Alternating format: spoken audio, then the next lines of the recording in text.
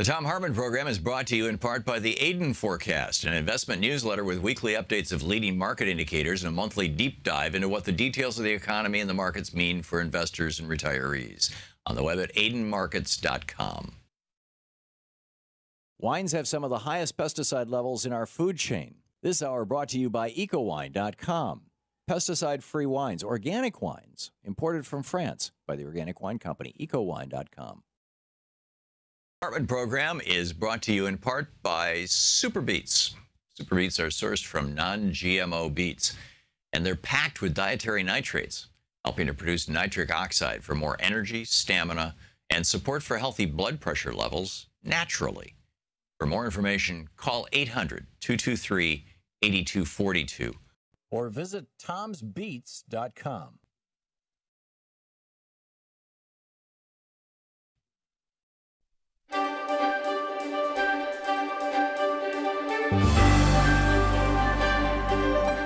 It's the Thom Hartmann University Book Club. Today we're reading from Edmund Morgan's book, The Meaning of Independence, John Adams, George Washington, and Thomas Jefferson. It's a small book. It's anecdotes of the three presidents. I think he's a little harsh on Jefferson and a little too friendly about Adams, small quibbles. But it's a fascinating look into the founders of this country. And so today I'm going to read from the chapter on George Washington. The King of England, George III, was fond of farming. His favorite diversion was to ride about his lands, chatting with the tenants about the crops. Farmer George, he called himself. His arch opponent, George Washington, had the same fondness for farming. He too enjoyed riding about his lands and talking about the crops. Indeed, there was nothing else he enjoyed quite so much. But there the likeness ceased. And among the many other matters that differentiated George Washington from George III, none was more striking than George Washington's greater reserve and dignity. George Washington would never have taken the liberty of calling himself Farmer George, nor would he have allowed anyone else to do so. Even his friends took care to keep their distance, and those who forgot to were apt to be brought up short. A familiar anecdote, though perhaps apocryphal, well illustrates Washington's customary posture toward himself and toward others. During a meeting of the Constitutional Convention in Philadelphia in 1787, a group of Washington's friends were remarking on his extraordinarily reserved and remote manner, even among his most intimate acquaintances. Gouverneur Morris, who was always full of boldness and wit, had the nerve to disagree. He could be as familiar with Washington, he said, as with any of his other friends. Alexander Hamilton called his bluff by offering to provide a supper and wine for a dozen of them if Morris would, at the next reception Washington gave, simply walk up to him, gently slap him on the shoulder and say, "My dear General, how happy I am to see you look so well." On the appointed evening, a substantial number of people were already present when Morris arrived, walked up to Washington, bowed, shook hands, and then placed his left hand on Jefferson's shoulder and said, "My dear General, I am so happy to see you look so well." The response was immediate and icy.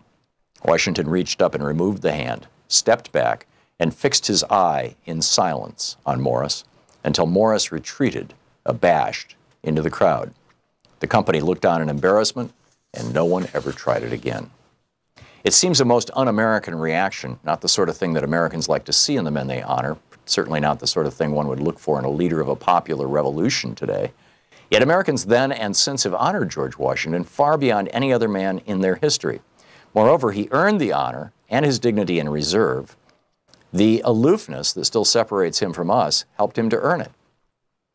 How this came about is part of the larger story of American independence, the story of how the American Revolution transformed some of the least lovable traits of a seemingly ordinary man into national assets.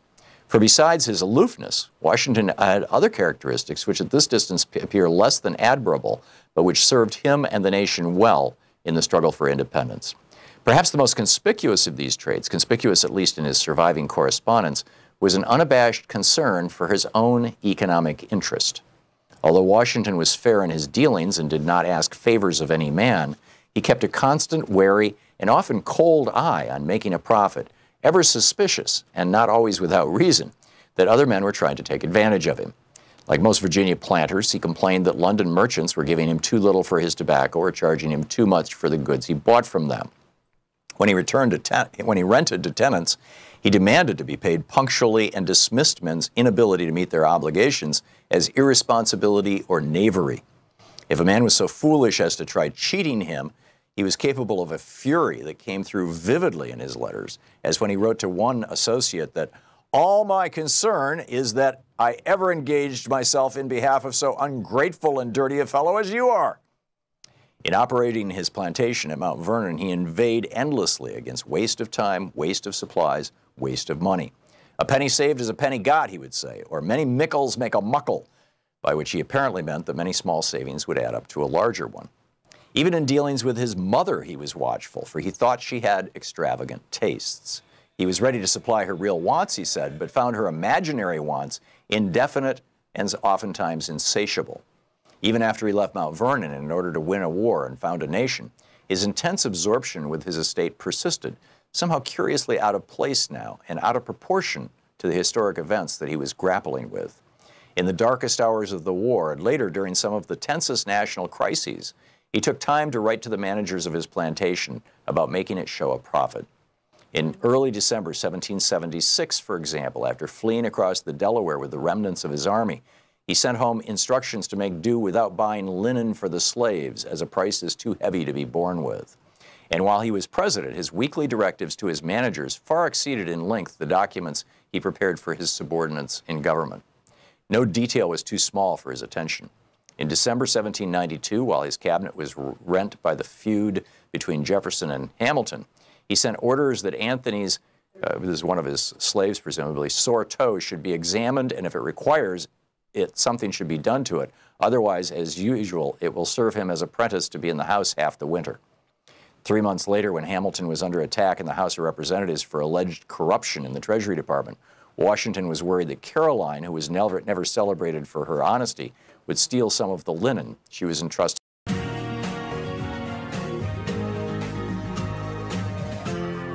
This is the Thom Hartmann Program. Greetings, my friends, patriots, lovers of democracy, truth, and justice, believers in peace, freedom, and the American way. Thom Hartmann here with you.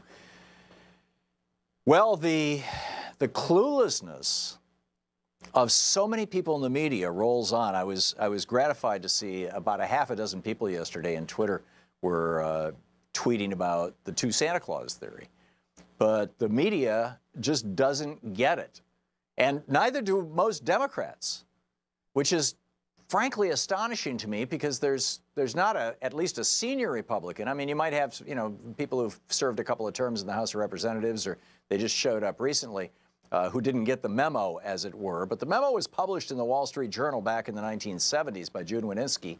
When Republicans are in office, run up the debt as high as you can, and then when Democrats come into office, and this is why they just did a 2-year budget deal that was voted on this morning, because it's going to expire in 2019, which, surprise, surprise, is right after it's possible that a Democratic House or a Democratic Senate will have been sworn in.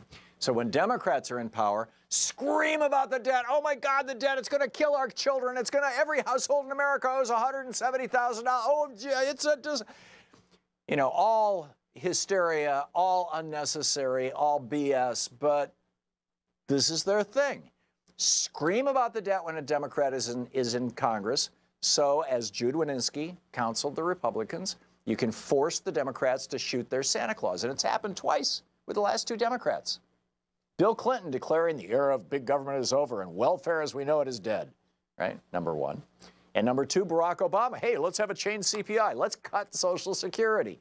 This is exactly what the Republicans want Democrats to do. Jude Wanniski pointed out back in 1974 in the Wall Street Journal. And of course, he was a big Republican, he participated in the creation of things like the Heritage Foundation. I mean, this guy was huge.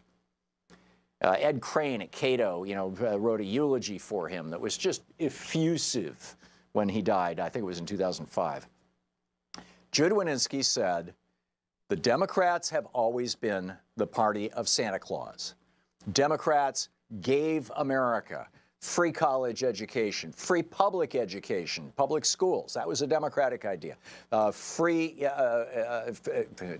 but, Social Security, Medicare, Medicaid, unemployment insurance, fought by the Republicans tooth and nail back in the 1930s, a Democratic idea. Protection of our food and our drugs and our environment, democratic ideas. Yes, the EPA was passed under Richard Nixon. Richard Nixon tried to veto it. Republicans hated it, but Democrats controlled the House of Representatives back then, and I think for a little while in there they controlled the Senate. All basic, I mean, you name it, right? Outside of the federal highway system, which FDR did, or excuse me, which Eisenhower did over the objection of many of his Republicans, not all. Because back then, back in the 1950s, you had a lot of Republicans who thought, hey, the New Deal wasn't such a bad idea. It got us out of the Depression. But the simple thing that Jude Wanniski pointed out was that the Republicans have always been viewed as the party of Scrooge. They opposed every single one of those things. And Wanniski said in the Wall Street Journal in the 70s, he said, if the Republican Party is going to survive long term, we have to become a Santa Claus party. You know, history shows, FDR taught us that parties that give people to the things people, things that the people actually want and need, parties who fulfill the constitutional mandate, which is in the preamble to the Constitution, in the opening to Article 1, Section 8, which defines how Congress can appropriate and spend money, and in the end of Article 1, Section 8, parties who serve the common good, parties who fund the common good, parties who expand the general welfare is the phrase in the Constitution, parties that expand the general welfare, the good of the people through the commons. Those parties win elections over and over and over again. Those parties took over all of Western Europe. They took over, much of Central and South America, at least for a while, until the billionaires rose up and funded right-wing coups and things. And so, Wanniski said, the Republicans have to become a Santa Claus party too. So how do you do it? How do you become Santa Claus if you hate giving things to people? Well, the obvious answer was become the party of tax cuts. But Barry Goldwater said, if you cut taxes, and back then, keep in mind, the top income tax rate was 91%. 91%. And the corporate tax the corporations were paying almost a third of all the cost of the federal government right now, or back then. Right now, they're paying about 11%. And that's going to go radically down now with the GOP tax scam. So keep in mind, back then, taxes were really high, but Barry Goldwater and others in the Republican Party said, wait a minute. If you become the party of tax cuts, you're going to run up the debt. And that's not a Republican thing to do. That's not a conservative thing to do. We believe in fiscal sanity. And Jude Wanniski said, it doesn't matter. You can be fiscally sane when you have power, but right now your guys are out of power. It was 1974. Richard Nixon resigned in August of that year. The prospect for the party, I mean, people all across America, Republican consultants, were convinced that the Republican Party was going to go the way of the Whigs. There was even talk about inventing a new party. Third parties were coming out. Liberty Party, the Libertarian Party. There was a bunch of them. And the big question in '74 was, what's going to replace the Republicans? They're doomed. They're screwed. And Wanniski said, no. This is easy. Don't worry about those debts. Don't worry about those deficits, because when Republicans are in charge, you run the debt up as hard and as high as you can, as fast as you can, because you're not going to be in power forever. And then once the Democrats win, which they do, we have a system that goes back and forth, more or less every 8 to 12 years. When Democrats come into power, then you scream about the deficit. Then, oh my God, our kids are, and all that kind of stuff. And proclaim, as Paul Ryan did yesterday, as Rand Paul did last night in the Senate, proclaim loudly, the only solution to this deficit problem is to cut spending, which is a euphemism for, it's now time to dial back Medicare, dial back Medicaid. In fact, if we can, kill the damn programs off altogether, do away with welfare, do away with aid to dependent children, do away with educational programs, do away with, any possibility that we're ever going to support free college education. In fact, cut back on public education to push people into for-profit charter schools, because our billionaires are well invested in them and they want a return on their damn investment. And thus, the Republican Party becomes the Santa Claus tax cut, the Santa Claus of tax cuts. The added benefit, Wanniski pointed out, and Reagan proved, is that if you triple the national debt, as Reagan did in his 8 years, and spend that money, he gave about half of it to his billionaire buddies. Keep in mind, when Reagan came into office, the top tax rate was 74%. You know, he dropped it down to 25%. By the time he left, it was around 30%, as I recall. It went back up again a little bit. But it's been below 50% since Reagan. And whenever the top tax rate is below 50%, what you get is massive inequality in the economy. The rich get richer and richer and richer, and 100% of all new of the principal gains from our economic growth, all new growth, has accrued to the top 10% of Americans, and of that, about 80% of it went to the top 1%. This is the result of cutting taxes. So, you know, the Republicans are simply following their game plan. They're being Santa Claus. But here we have Paul Krugman, fraudulence of the fiscal hawks, like he's gonna rub it in their face. Paul Ryan used to be a budget hawk, a deficit hawk. Now he's okay with this giant deficits. Alan Rappaport, writing in the New York Times, the headline, Republicans learn to love deficit spending they once loathed. No, they loved it during Reagan, they loved it during Bush, and they love it now during Trump. They only hate it when a Democrat's in office. Here's another one. Oh, this is the Financial Times. They're all over the place. These guys are clueless. Somebody tell them. It's the two Santa Claus theory. This is the Thom Hartmann Program. Jude Wininski lives. We'll be back. It's Anything Goes Friday. We'll be back. Your calls on any topic you'd like. Stick around.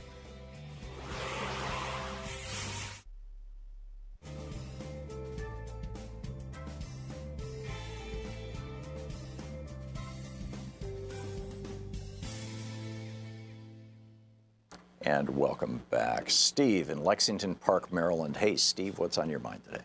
Hey, Tom. First one up today. How you like that? There you go. I tried to call you the other day about the worst president ever survey that you were doing, and I wanted to, in my mind, yes, Ronald Reagan is the number one, followed by 1A, the first Bush, 1B, the second Bush, and 1C, the current president that we unfortunately have. Also, I wanted to ask you, have you ever read a book called Worst President Ever by Robert Strauss? It tells about James Buchanan as the worst president. Oh, really? And I don't know a lot about Buchanan. Okay, well, back in his days, what years were Buchanan? When was Buchanan president? He was the 15th president.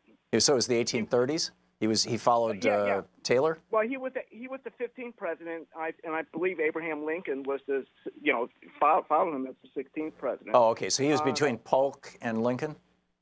I Okay. believe so. If I'm looking, but back in those days, Buchanan was probably the most qualified person to be president because he had experience on the state level in politics. He had a lot of experience on the federal level, being in the legislation. He was in the cabinet, and he was probably the most qualified. But you know, when he came in, he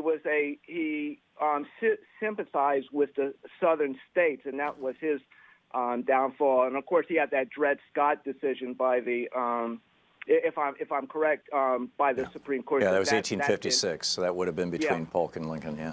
Right, and that didn't help him. So if you ever get a chance, try to read that Worst President Ever book by Robert Strauss, because besides talking about why he was the worst, you learned a lot about the history of the country during that time. That sounds fascinating. Okay, all right, well, I appreciate being on today. Yeah, well, thank you. Thank you for contributing to that, Steve. I appreciate it. And thanks for the call. Anthony, whoops, excuse me. Anthony in Utica, Michigan. Hey, Anthony, what's up? Hey, listen, Tom, it's an honor. Thank you. It's an honor to talk with you. I've been a listener for many years, and I finally have a chance to speak with you. Well, thank you, Anthony. We just have a minute, so let's get right to it. I have the highest respect for you. Listen, I have something to hold you accountable for. I think last week you made a comment about Ulysses S. Grant being an incompetent alcoholic, or he was. No, I didn't say he was incompetent, but he was drunk a lot. Okay, read the book by Ron Chernoff called Grant. It's a 900-page book. I have a copy of it. It's in our storage along with another 3,000 of my books that eventually is going to migrate back to our house. But I haven't read it. I'm sorry. What? All right. All right. The bottom line is he was misconceived about his reputation. He was not under the influence of alcohol during his administration or even after that. And read the book. It goes into a great deal about that, and you will be impressed Oh, interesting. by his character. But the popular mythology is that he was an alcoholic, isn't it? That's a popular, especially by his enemies. Read the book. I know he wrote you know, some amazing kind of history stuff. I mean, he was a prolific writer or diarist or whatever it was. But I don't know that much about Grant. I'll have to look it up. Anthony, thanks for the heads up on that. It sounds like a fascinating book. I look forward to it. We'll be right back. It is 20 minutes past the hour.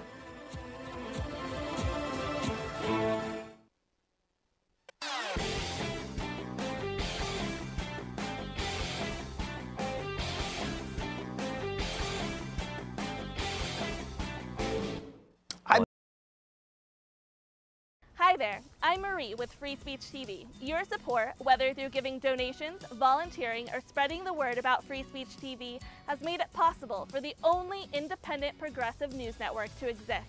And for that, I want to say thank you. Now you can give to the network powered by the people by donating an unwanted or used vehicle through our Vehicles of Change program. If you have an old car, RV, or even a motorcycle, Free Speech TV can use it to grow and thrive. You can make a bigger difference in supporting Free Speech TV by giving an old car. It's a great way to support the network without having to dig into your bank account. Just call 877-378-8669 and ask for more information about Vehicles of Change. Again, the number to call is 877-378-8669. If it has a VIN, we'll take it in. Thank you.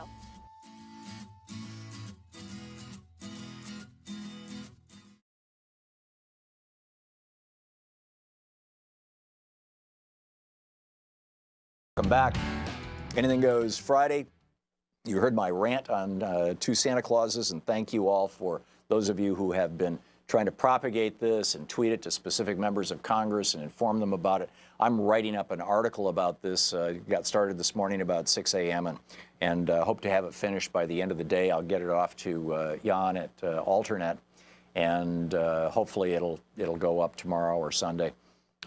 So, you know, check it out, but, you know, to give you more ammunition. But if you Google two Santa Clauses and my name, you'll come up with an old article that I wrote in 2009 on Common Dreams about it, or a piece that I wrote that, for some reason, Google does not put Alternet stories up. I guess Alternet has been critical of Google or something. Yeah, they're blacklisted as fake news, I know, but they're not fake news. I mean, it's one of the best sites out there. I love Alternet. But Salon, which has a relationship with Alternet, also picked up a piece. If you that will also show up on the, you know, which I wrote a few years ago. So anyhow, back to your calls. Dave in Federal Way, Washington. Hey, Dave, what's on your mind today? Thanks for listening to Sirius XM. Yeah, no problem. But he a little bit. Dave, your phone is breaking up terribly. Can you quickly move to a position where it'll work, or shall I put you on hold and you and Arthur can work it out? Yeah, want to put me on hold. Okay. I'm sorry, Dave, but you know I was losing every other word. He's on line 6, Arthur. If you can check it out and he can figure out where he can go, where we can actually hear him. Jeff in San Francisco. Hey, Jeff, what's on your mind? I'm going to give a shout out. San Francisco's they're going to form a task force for a public bank, if anybody's in San Francisco, on the 21st City Hall. Mm-hmm. And then is this for statewide, or are you talking about a city bank? Just city. Oh, wow. City. And they have $10 billion in their, what they call portfolio. Right. And they're getting about 0.97%. Well, that's terrible. Well, the bank's got to take a profit, right? So, but if they had a city bank, then all of that profit, instead of going to New York banksters, would be going to the city of San Francisco. Well, if they could give students with student loan debt, say 1.5, 1.5, they'd be doubling their money almost. Yeah. Yeah, and absolutely. then it would be helping the community, and then be building up capital. And Yep. I think their fees are about $3 million a year at least. So, Oh, if they have a $10 there's billion more money. portfolio, it's got to be more than that. Oh, you think so? Oh, absolutely. I mean, there's the obvious fees, but then basically any kind of investment transactions that go on, there are all kinds of hidden fees in those things. Yeah, so I'm going to try to invade the task force. I don't know if it's open to the public, but I'm pushing hard to try to get in there. Maybe I'll get a fake press pass or something. No, don't. You shouldn't have to use subterfuge. I would suggest if you want to, be an activist in any city. I mean, you're in San Francisco, but at the city level, that you start building coalitions with members of the city council who think the same way you do. Go to their office, say, how can I help you run for re-election? How can I support you? And by the way, I've got some things I'd like to say. And actually, show up and help out. And what you'll find is that, I mean, it sounds kind of crass, but one hand washes the other. If you help them out, they'll be more inclined to help you out. Yeah. Listen to what you say. Well, it's basically what lobbyists do. Mayor. So yeah. There's a new mayor up, London Breed. I might try to go talk to her. She'll bring things up. Or start with her staffers. Start with the staff, and in particularly the campaign staff, and get yourself on their radar screen, and you'll find it's not that hard then to work your way up. If you just start right at the top, they'll block you. They won't know who you are. Great. Well, thanks a lot. I appreciate the advice. And anybody in San Francisco, look this up. It was in the Examiner on February 4th, an article by Josh Sabatini that announced it. And so I'm trying to get there and see what's happening. Okay. So well, I think it's a great idea. Well, good luck, Jeff. I wish you the very best.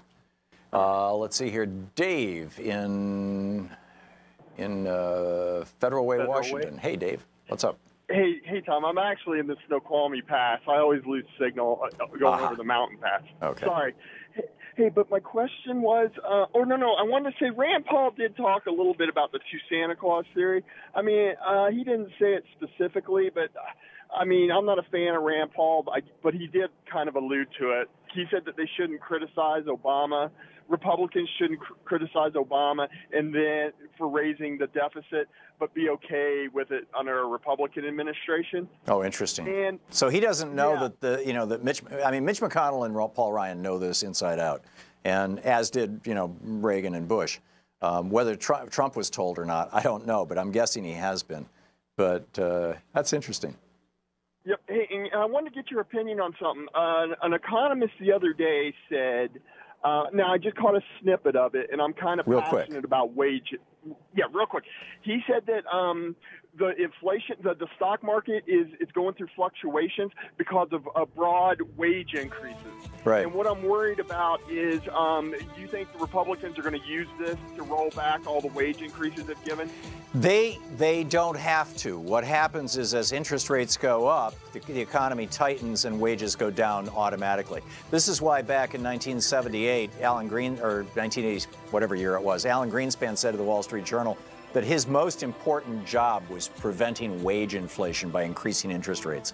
You're listening to the Thom Hartmann Program. Call 202-808-9925. And when working people get increases in their wages, people like Greenspan call it wage inflation. When billionaires get increases, it's just fine. No big deal.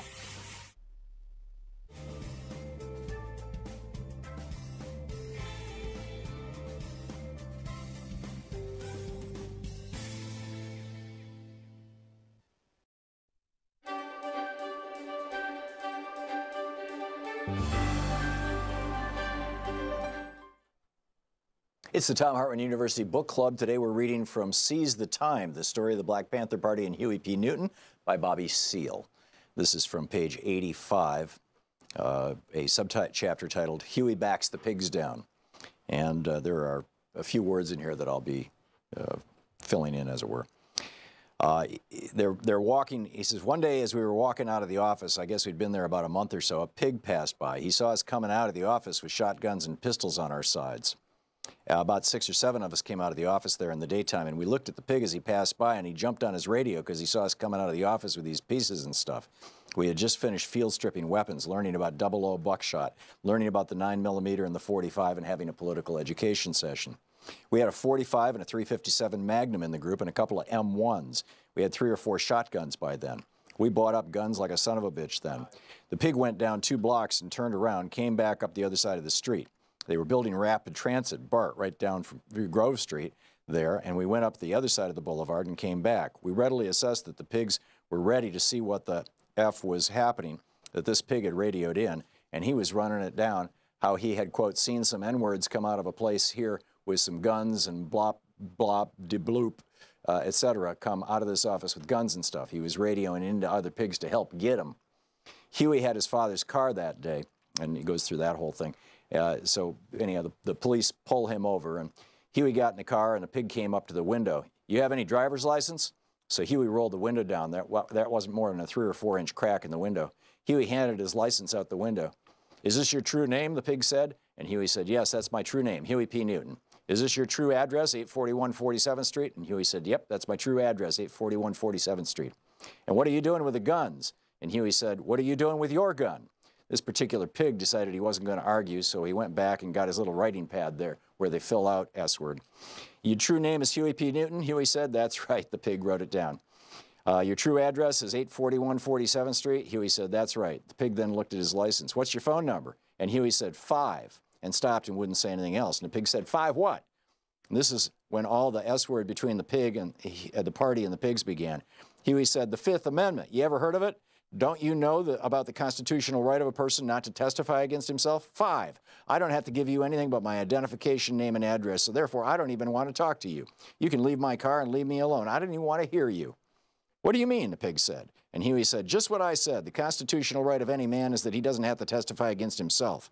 And Huey had a big M1 sitting to his right with his hand on it. I had this 9mm sitting beside me, and Huey had this M1 at his side. Huey was driving. 4 other brothers were in the back seat. One of them was Bobby Hutton.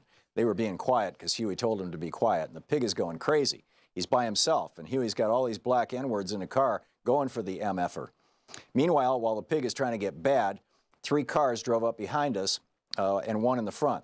Some more were in the driveway. Blop, blop, blop, de blue.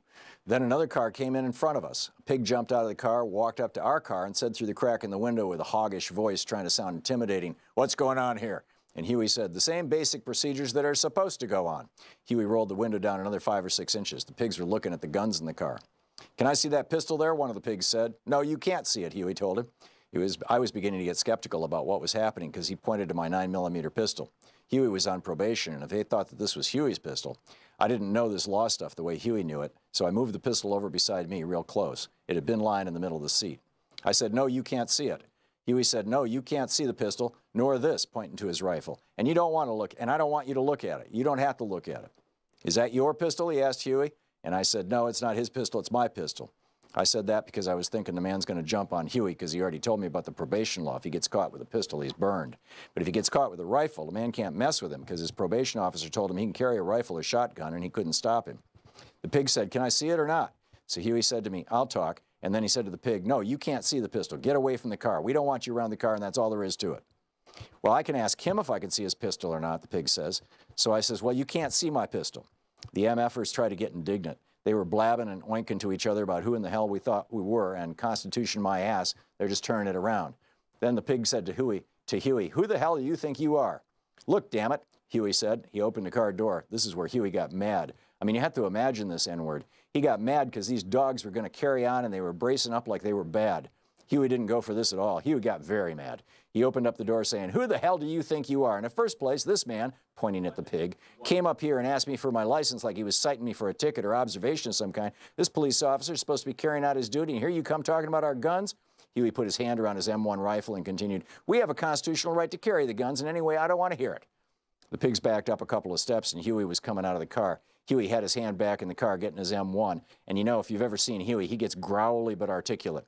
He came out of the car with his M1. Huey knows this law so well that he wouldn't have had the one M1 loaded inside the car. So he came out of the car, he dropped around into the chamber right away. Clack, clop. Who do you think you all are anyway? Huey said to the pigs. and the pigs were all on the sidewalk harassing all the brothers and sisters who gathered around. "You move on down the street," said the pig. Huey started interrupting. "You don't have to move down the street. Don't go anywhere. These pigs can't keep you from observing. You have a right to observe an officer carrying out his duty." And these pigs, they listened to all this S-word, and it goes on from there. It's a great story. Seize the Time by Bobby Seale.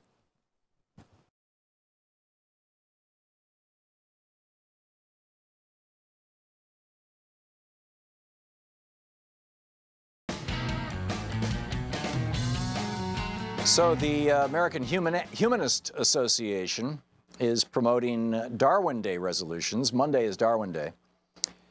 And there are resolutions in both the House and Senate. In the House, it's Resolution 699, and in the Senate, it's Senate Resolution 374, the work of Congressman Jim Hines and Senator Richard Blumenthal, respectively.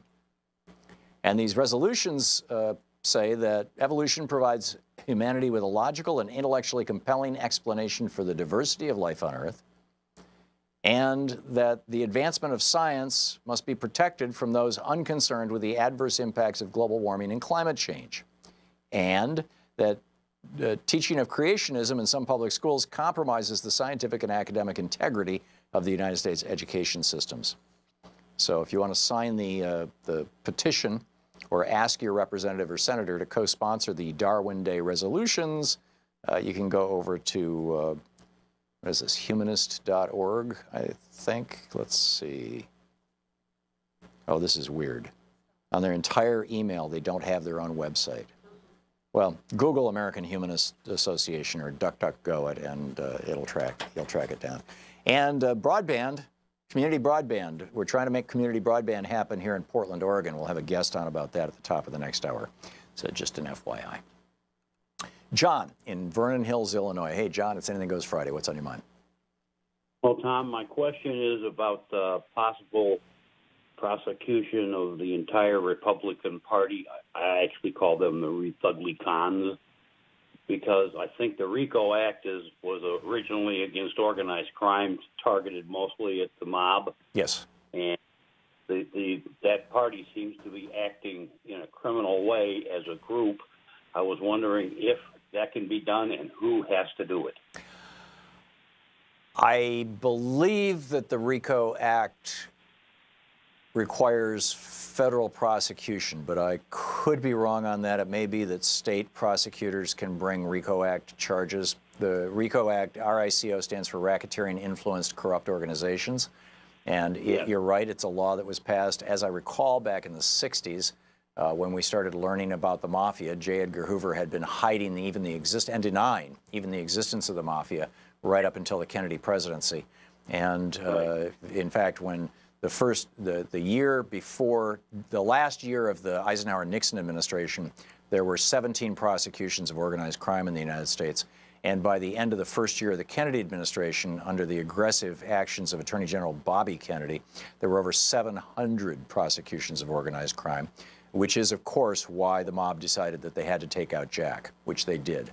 And right after that, the prosecutions of the mob started dropping again precipitously under Lyndon Johnson. But it never went back to where it was, because by that point in time, J. Edgar Hoover, who had been being blackmailed by Santos Trafficante for decades about being gay, his whole relationship with Clyde Tolson and everything else, J. Edgar Hoover could just no longer claim that there was no such thing as the mob. So when the RICO Act was passed, it was very tightly targeted, not just at the mob in general, but at the Italian mob specifically, the mafia. And some parts of the language of the RICO Act make it far more difficult to deal with an above-ground organization like the Republican Party, because it was really designed to work against an organization whose existence is, if not denied, at least largely invisible. And so, large chunks of it are useful for that kind of thing. What the Republican Party is doing, they're doing mostly out in the open. But I don't disagree with you, John, or I do agree with you with those qualifications, which is why I said I don't disagree. And, qualified agreement. And I've said for many years, I think that the RICO Act, needs to be updated so that it can be used against things like the big banks that conspire with drug money laundering and terrorist money laundering. HSBC got nailed for that. Other big banks in the United States have been prosecuted for that. Wells Fargo was just recently prosecuted for, major fraud. Of course, nobody went to jail. No bankster, has gone to jail in, decades, or at least a decade. And, we need an updated RICO Act, and we need one that would be broad enough to cover crimes by banksters, crimes by big corporations, trying to conceal how their pesticides kill people or kill bees, that their drugs are killing people. I mean, there's so much corporate crime and fraud going on, and so much of it should fall under the RICO Act and doesn't. And the RICO Act, provides for, radically larger penalties and damages and imprisonment terms if you're prosecuted as basically organized crime. So, yeah, I'm totally up with it. That's fine. John, thank you for the call. A great suggestion. Maggie in Wisconsin Rapids, Wisconsin. Hey, Maggie, what's up? It's Margie. Oh, Margie, Hey, I'm sorry. I'm wearing contacts okay. today. It's a little harder to read. You'll recall that then Governor Mike Pence sold the Indiana toll road to a group of foreign investors. Right, principally from Australia and went, Spain, yes. Yeah, that eventually they went bankrupt, and I'm not even sure who owns it right now. Well, today there is a major winter storm in Indiana, Illinois. The toll road, which of course is owned by foreign investors, is completely snow-covered. Parts of it are shut down and are being detoured to the interstate highway, which, lo and behold, has at least 2 of 3 lanes completely clear, right, and is moving and running. Our public infrastructure does not belong in the hands of foreign investors or any private for-profit entity. Amen, Selah. Yes. you nailed it, Margie, and that is a great example. That is an absolutely great example. I did not know that was the case, but it makes perfect sense. I mean, if you own a toll road and you're running it for profit, and you get a snowstorm and you know in a day or two it's probably going to melt, then why bother shoveling it, Why spend all that money? Whereas if you're a government and your obligation is to the public welfare, the general welfare, and therefore, you need to make sure that people are safe and that they can get to work and things like that, then you plow the roads no matter what. And, That's right. What a classic example. Margie, thank you. Go ahead. Thank you, Tom. The states are doing what is called conga lines, which is they take a bunch of snow plows, they stagger them one after the other across the lanes, and they do the entire highway at once. Oh, yeah, I grew up in Michigan. I mean, they've been doing that forever. Yeah, you will never see that on a private for-profit road. Right, because they want just one driver to deal with the whole thing and, cut it to the bone, cut it to the bone. That's the mandate of the for-profit everything, basically. And, because you got to jack up the profits. The CEO, who is of the company that owns the Indiana Toll Road, has to make his multi-million-dollar salary, and his senior executives have to make their million-dollar salaries, and the stockholders have to have their dividends. And all that means that, hey, little snow, tough luck, Charlie. Margie, thank you for the call. Very well said. And thanks for listening to Sirius XM.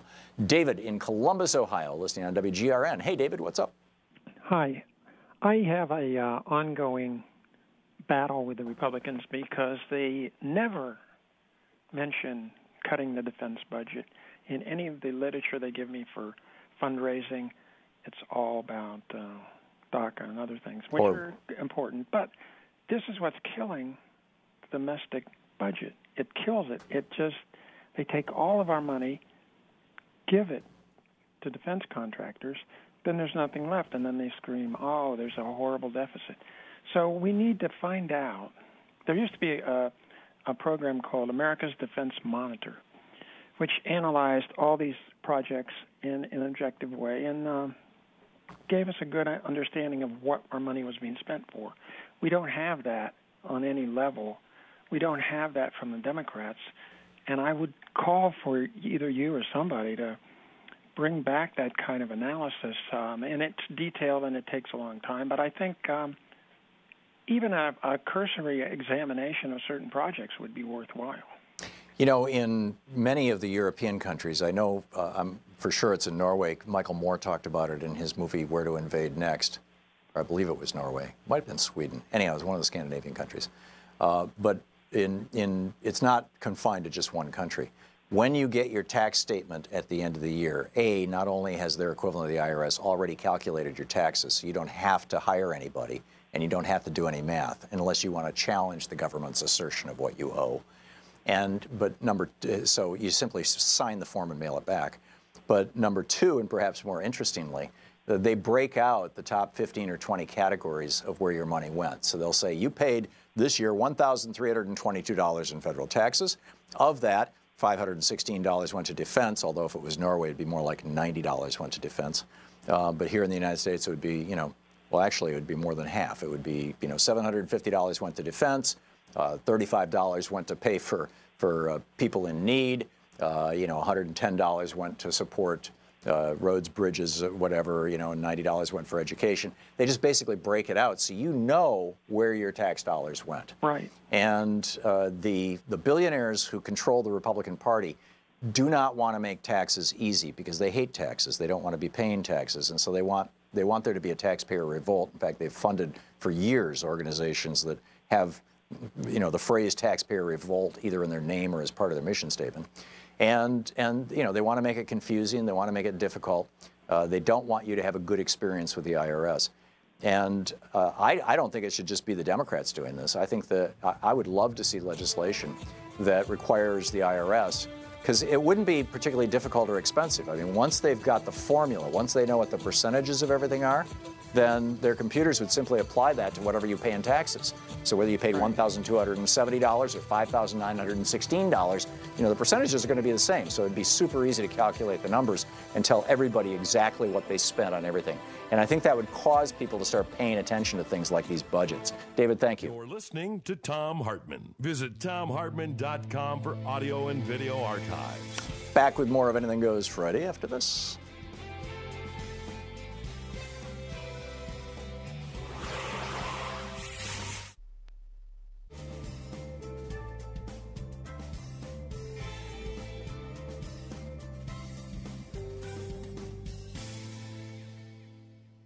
And welcome back. John in Jeffersonville, Ohio. John, it says here you listen to our podcast, but our podcasts aren't live. How are you listening right now? I'm listening on a headset on the phone, listening to you. Oh, okay. So you, yes. I'm driving down. I'm driving an 18-wheeler down the road right now. I see. Okay. By the way, if you have Sirius XM, we're on Sirius XM too. But anyhow, what's up? Yeah. Hey, listen, I love the show and I love the work that you do for us, and thank you for that. Thank you, John. What's on my mind right now is I'm really excited about a lot of different things that are going on right now. I'm the same age you are, Tom. I was born in '51, and I remember when an 18-year-old couldn't vote in this country, but he could go and die for our country. Oh yeah. And we the people didn't like that, and we changed that pretty quick. Yeah. In fact, it was less than a year from the time that amendment was introduced until the time. In fact, I think it was less than 4 months from the time it was introduced until the time it had been ratified. Right. We didn't like the way that people were being treated in this country with regard to civil rights, and we the people woke up and we changed that. Yep. Although arguably that took 200 years, but yeah. Yeah, it took a while. We didn't like the way the gays were treated in this country. Yes. We changed that. Yeah, and that took centuries too. Yeah, people want marijuana legalized. It's changing. It's slowly changing, but I see it. Yeah. And I'm excited because there are tons and tons of progressive movements right now that are waking up and starting to demand change. And we can beat money. Money is omnipresent. Money never sleeps. Money always fights us. But they never win when we, the people, wake up and we fight back. Yeah. And so what I'd like to say, the main reason that I wanted to call was, a lot of people are saying, it doesn't really matter what I do. They have a lot of, the Democratic Party is same as the Republican Party and all that kind of thing. The only viable vehicle right now that we have available to us that would institute immediate change is the Democratic Party. So let's grab the party, pull it to the left. We may lose some of the conservative Democrats currently right now, but that's not necessarily a bad thing. We're going to gain so many more different senators and congressmen. Oh, I agree, John. Joe Manchin is fighting for his life in West Virginia right now. And if he had been a Bernie Democrat, Bernie won West Virginia by 21 points. If Joe Manchin was, instead of being a conservative Dem, a corporate Dem, Which makes sense. I mean, he's been funded by big coal all his life. His daughter, Heather Bresch, runs Mylan Pharmaceuticals, which jacked up the EpiPen price and manufactures their drugs in Hyderabad, India, and imports them into the United States. But you can't buy drugs over state lines, right, or over federal lines. You know, if Joe Manchin had been a Bernie Sanders Democrat, he would be breezing to victory right now. But he also wouldn't probably be as wealthy as he is. Anyhow, back to you, John. Absolutely. One other quick little thing, okay?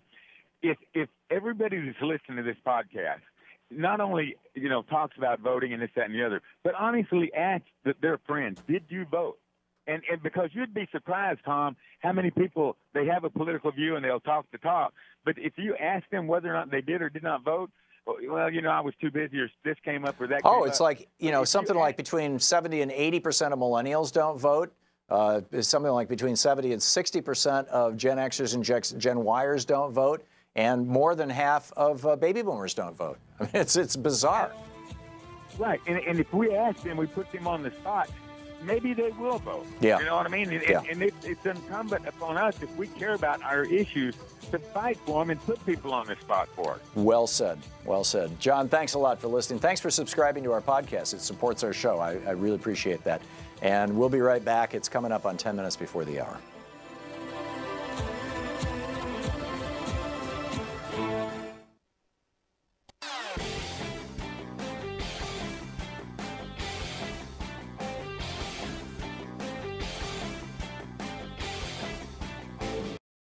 Hi, I'm Heather with Free Speech TV.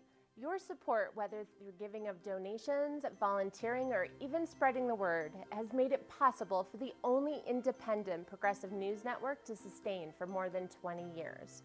Now, you can give to Free Speech TV through the Branch of Gratitude. This program is a sustainable way to give that reduces waste through paper mailing, postage, and staff hours. By choosing to participate in the Branch of Gratitude, you are joining hands with the socially conscious community and sending a message to the world that Free Speech TV is not only here to stay, it is here to thrive. Please call 877-378-8669 or go online to freespeech.org. Make a difference and join the Branch of Gratitude today.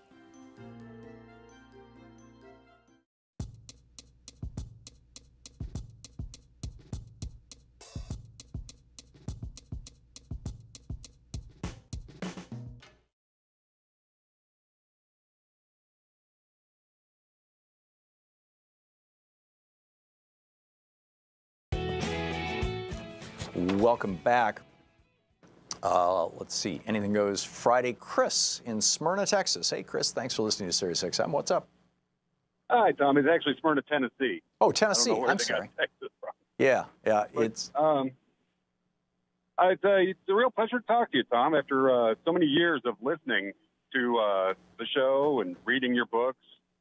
And thank you, Chris. Hearing you say at the end of every show that it's time to get up, get active, and it's not a spectator sport, I've decided I'm not going to be a spectator anymore, Tom. I am running for the Tennessee State House of Representatives this fall. Hey, good on you, Chris. What can we do to promote your candidacy? Well, I do have a website. It's mayor, M-A-Y-O-R, the number 4TN.com. As in Mayor for Tennessee. Yes, sir. So your last name, Chris, is Mayor, M-A-Y-O-R? It is. Yeah. Yes, it is. Okay. Facebook, Twitter pages, etc. Yeah. We're trying to get, we need to get more progressives elected, especially in these red states. Yeah. And I don't believe that Tennessee, especially my district, is as red as people think it is.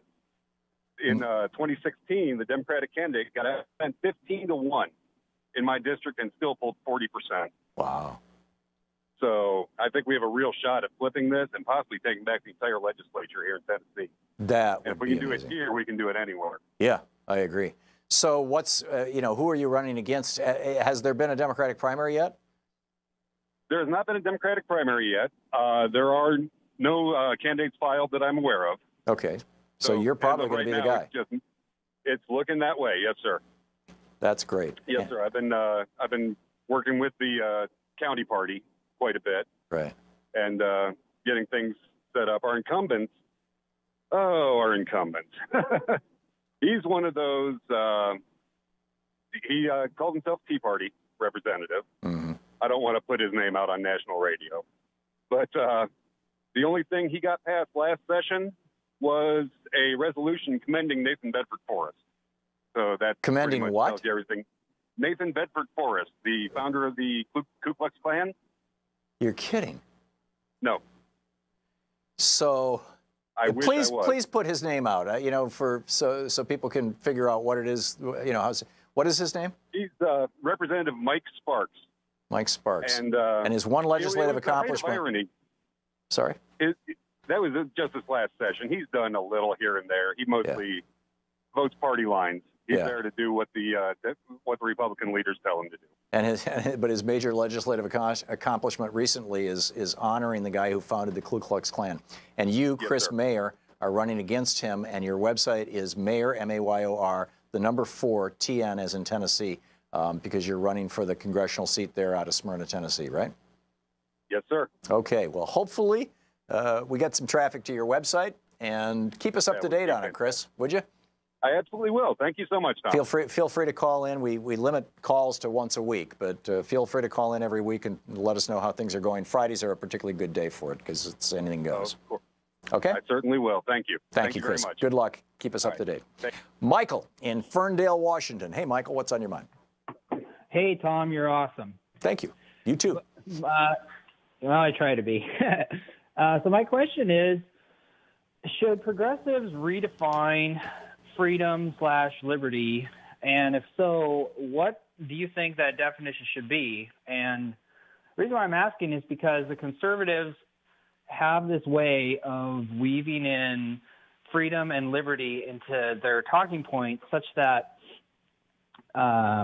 big government, regulation, controlling guns, you name it, everything is against freedom. Like anything the Democrats would want to have, like spending, that's against freedom. Higher taxes, that's against freedom. And I'm just kind of like, we need to start pushing them to define, well, what do you mean by freedom? You know? No, what we need to do is be defining it for ourselves. Franklin Roosevelt, when he was president, I believe it was in his State of the Union address, but it might have been in his either 32 or 36 acceptance to for his nomination, made a rather famous speech in which he defined freedom. And that definition of freedom stood until the Reagan presidency. Everybody understood it.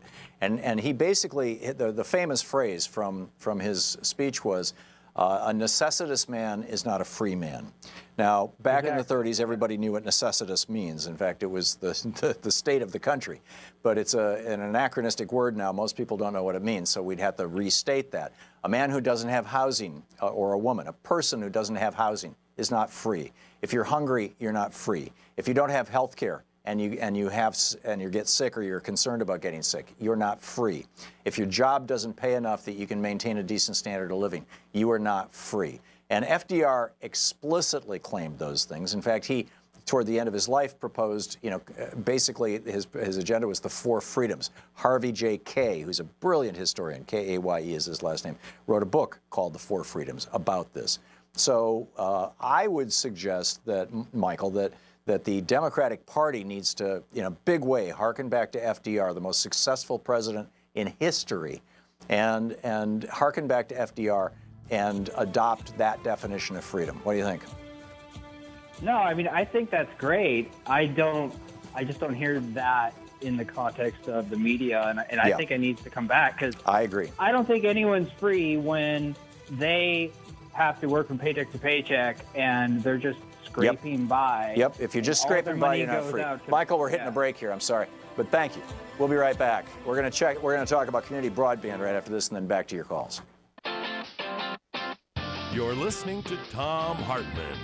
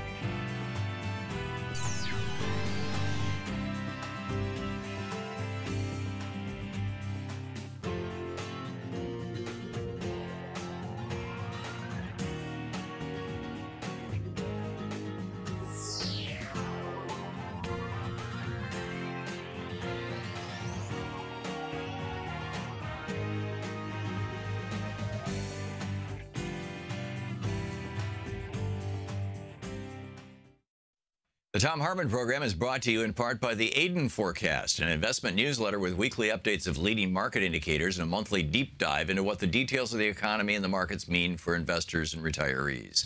On the web at aidenmarkets.com. Wines have some of the highest pesticide levels in our food chain. This hour brought to you by ecowine.com. Pesticide-free wines, organic wines, imported from France by the Organic Wine Company, ecowine.com. Hartmann Program is brought to you in part by Super Beets. Super Beets are sourced from non-GMO beets, and they're packed with dietary nitrates, helping to produce nitric oxide for more energy, stamina, and support for healthy blood pressure levels naturally.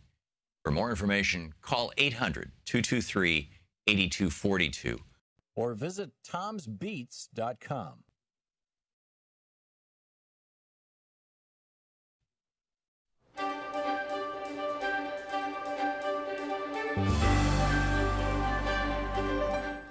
It's the Thom Hartmann University Book Club. Today we're reading from Jeffrey Sachs, Building the New American Economy, Smart, Fair, and Sustainable. This is from Chapter 13. It's titled, Restoring Trust in American Governance. More than any other threat facing America is the collapse of civic virtue, meaning the honesty and trust that enables the country to function as a decent, forward-looking, optimistic nation. The defining characteristic of the 2016 presidential election is that neither candidate was trusted. The defining characteristic of American society in our day is that Americans trust neither their political institutions nor each other. We need a conscious effort to reestablish trust by making fair play an explicit part of the national agenda. We have already noted the collapse in public confidence in the federal government. The collapse of trust in each other is equally striking. For decades, pollsters have asked America whether most people can be trusted. And for decades, the proportion answering in the negative has been rising. There are probably two main reasons for this downward trend. The first is the sharp widening of income inequalities since the 1970s. The second is the widespread feeling that those at the top of the heap in income and power regularly abuse their wealth and influence. Donald Trump's relentless assertion in the 2016 campaign that the system is rigged, a claim that resonated widely despite the obvious irony that Trump himself had been a relentless rigger of the system. The system is indeed rigged for the big corporate interests, such as the drug companies that set drug prices 1,000 times the production cost. It's rigged for the large IT companies, such as Apple, that deploy egregious tax loopholes that enable them to park funds overseas in tax-free overseas accounts. It's rigged for the hedge fund managers who take home hundreds of millions of dollars in pay and then face a top income tax rate of 20%, far below what others, vastly poorer Americans, must pay. It's rigged for the investment bankers that deliberately cheated their clients and then walked away with a mere slap on the wrist, if that. And the fact that the Clintons parlayed public office and a family foundation into a vehicle for vast personal enrichment was not lost on an unhappy and distrustful electorate. Considerable social science research in recent years has given laboratory evidence to an ancient truth that power and wealth do indeed corrupt. Consider a fascinating psychology experiment recently published in Nature, a leading scientific journal. The employees of a major international bank were divided randomly into two groups, a control group and a treatment group. Both groups were given forms to fill out at the start of the experiment. The control group was asked general questions. The treatment group was asked questions about their role in banking. Then each group was asked to flip coins and report honestly how many heads they flipped, being told that a greater number of heads would lead to a higher monetary reward. The control group reported that they flipped around 50% heads, an honest report. The treatment group claimed to have flipped around 58% heads, a dishonest report that exaggerated the proportion of heads flipped. The conclusion? Simply by being reminded that they were bankers by filling out the form about banking, the treatment group was spurred on to cheat. The psychologists concluded that the business culture of banking within that representative bank was a culture of cheating and greed. One feels that America is like that today, especially at the top. This is an age of impunity, a time when the rich and powerful get away with their misdeeds and are even lauded for them in some quarters. Donald Trump met the accusation that he had not paid income taxes for years with the response, "That makes me smart." Goldman Sachs CEO Lloyd Blankfein met the charge that his bank had cheated its customers with the response that they were, quote, doing God's work. Hedge fund manager John Paulson was celebrated on Wall Street for his cleverness in conspiring with Goldman Sachs to bilk a German bank out of hundreds of millions of dollars. The leaked emails show how the Clintons mixed their private, public, and foundation activities and simply confirm for many unhappy Americans that this is how the system works.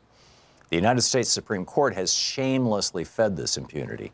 In the infamous Citizens United case, the Supreme Court shockingly equated anonymous corporate contributions to political campaigns with free speech. The court demonstrated that it had no realistic sense of how such corporate contributions have undermined the legitimacy of our political system. In a more recent case, the Supreme Court overturned the conviction of former Virginia Governor Robert McDonnell, who had been convicted of fraud and extortion for taking gifts from a businessman promoting his health products to the state.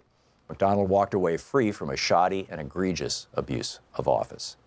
I've noted repeatedly that these other high-income countries, do not face these same trends. The U.S. pattern of rising inequality, falling trust, and increasing money in politics is not simply a reflection of the times or an inevitable side effect of democracy in the 21st century. Indeed, while many other countries are caught in a similar spiral of rising inequality, falling trust, increasing corruption, many others are not. Canada, for example, has successfully avoided these extremes, even though we share a common North American economy and a 3,000-mile border. Decency and trust can be maintained even in our complicated, globalized times. While there's no magic wand to restore social trust in the United States, there are important guideposts for citizens, businesses, and public officials. I suggest 6 key steps. First, we should acknowledge the dangerous hold of the lobbyists and the super rich on the political process. While many incumbents in office today will not sever their ties with their campaign contributors, citizens should sever their ties with politicians who rely on such contributions. While many, so the book is Building the New American Economy, Smart, Fair, and Sustainable by Jeffrey Sachs. Number 4, there are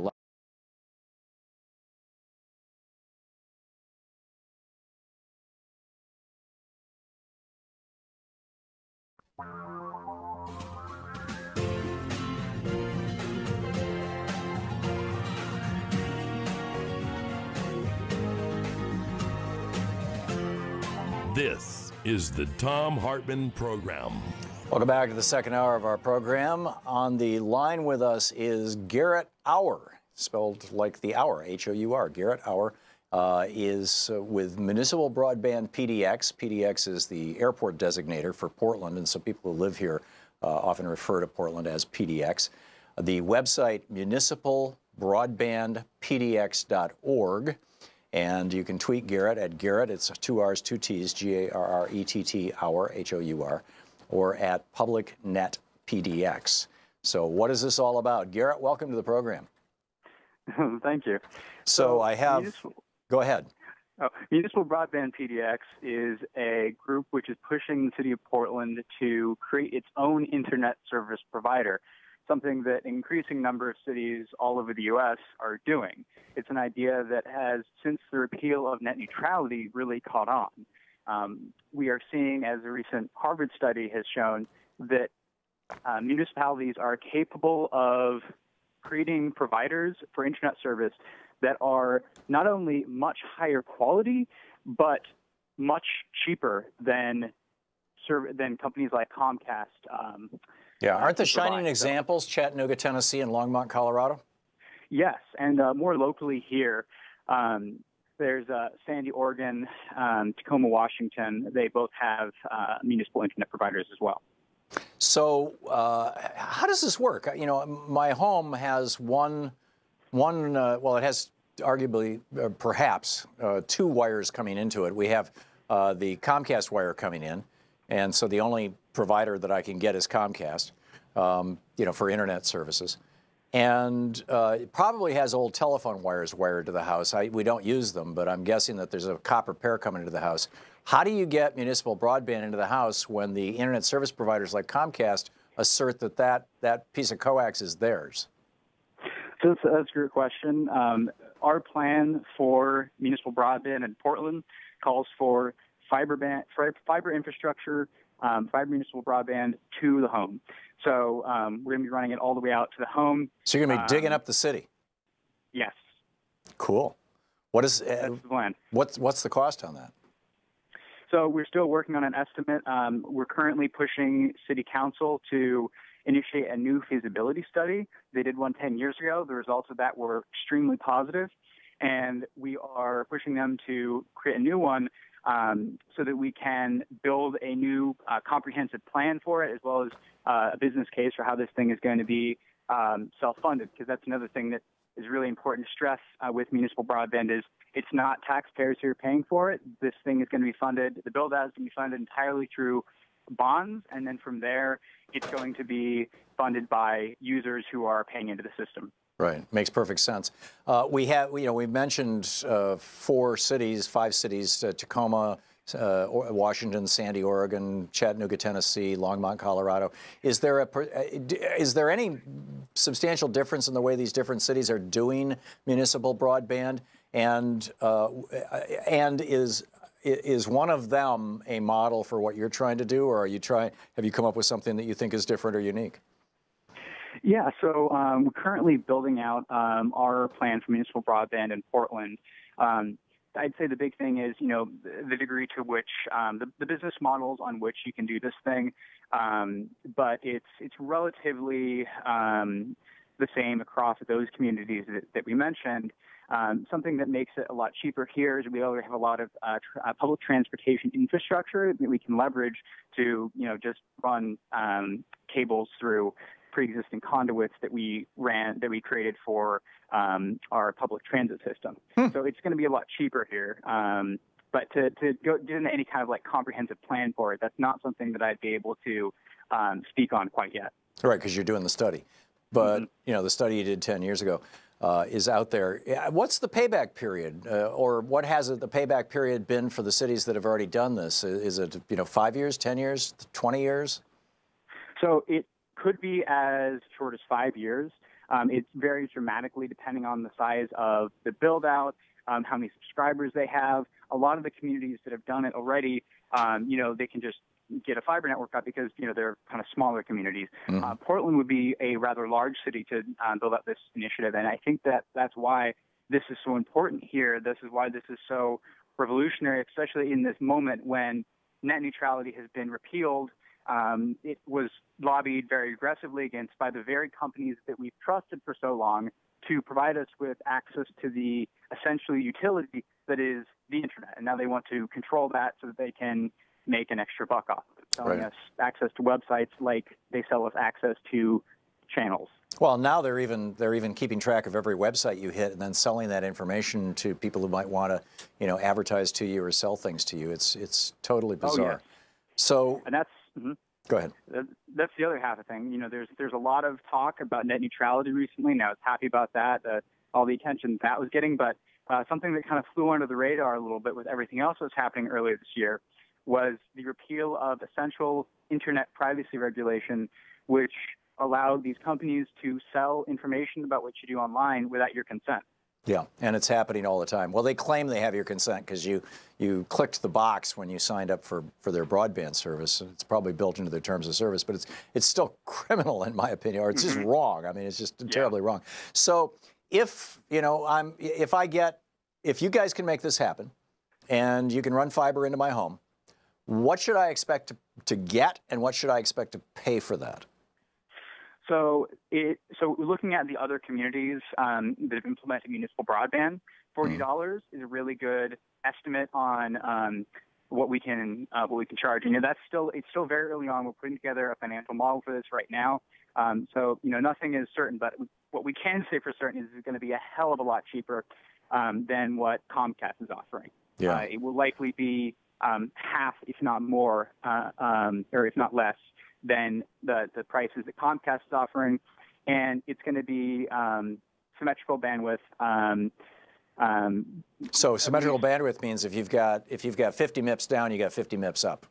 Yes, and that's which you often pay for like a maximum speed from ISPs, and that's just not what you're actually getting. You're getting a lot less of that. Right, you're getting burst speeds a lot of the time. Yeah, we discovered this when we were doing this show from Washington, D.C., and we had Comcast. And we needed a reliable 5 MIPS up to upload our TV stream, to Denver for Free Speech TV. It's not a lot of bandwidth, 5 megabytes. It's not. But we had to have 4 100 down, 20 up modems in order to have a reliable 5 Mbps continuous upload. And this is paying for commercial accounts. We were paying like $600-700 a month for broadband just to get what you're telling me I could get for $40 a month here in Portland if we can get municipal broadband. Yeah. So the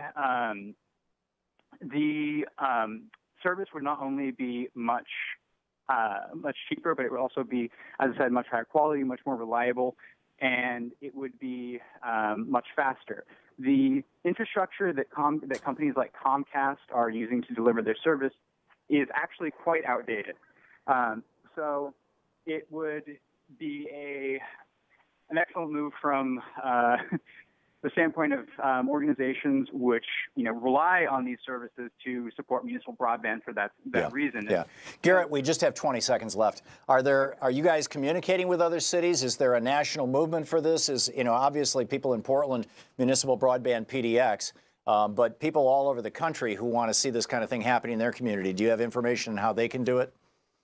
Yeah, so I'd suggest connecting with other communities who are doing this. And, we're actually having a rally coming up this Saturday at Portland City Hall, 2:00 p.m. Mm-hmm. That's really the number one thing I suggest is just organize for it in your local community. There you go. And if you're in Portland, get thee to City Hall Saturday at 2 p.m. to encourage, shall we say, the City Council and the Mayor to consider municipal broadband for Portland. This is great. Garrett Auer, you're doing God's work. Municipalbroadbandpdx.org is the website. You can tweet Garrett Auer or PublicNet PDX. Garrett, thank you. Thank you very much. This is the Thom Hartmann Program. We'll be back with Anything Goes Friday right after this.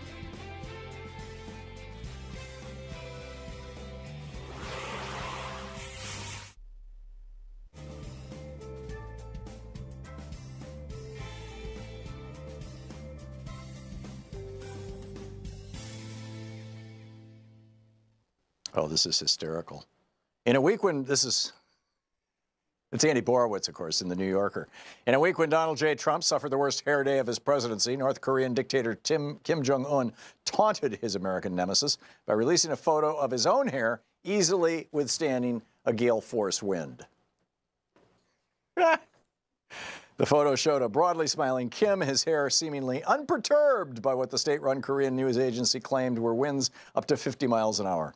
According to KCNA's news release, Deer Leader's mighty wind-resistant raven mane easily overmatches the American dot herd's sparse bleached strands.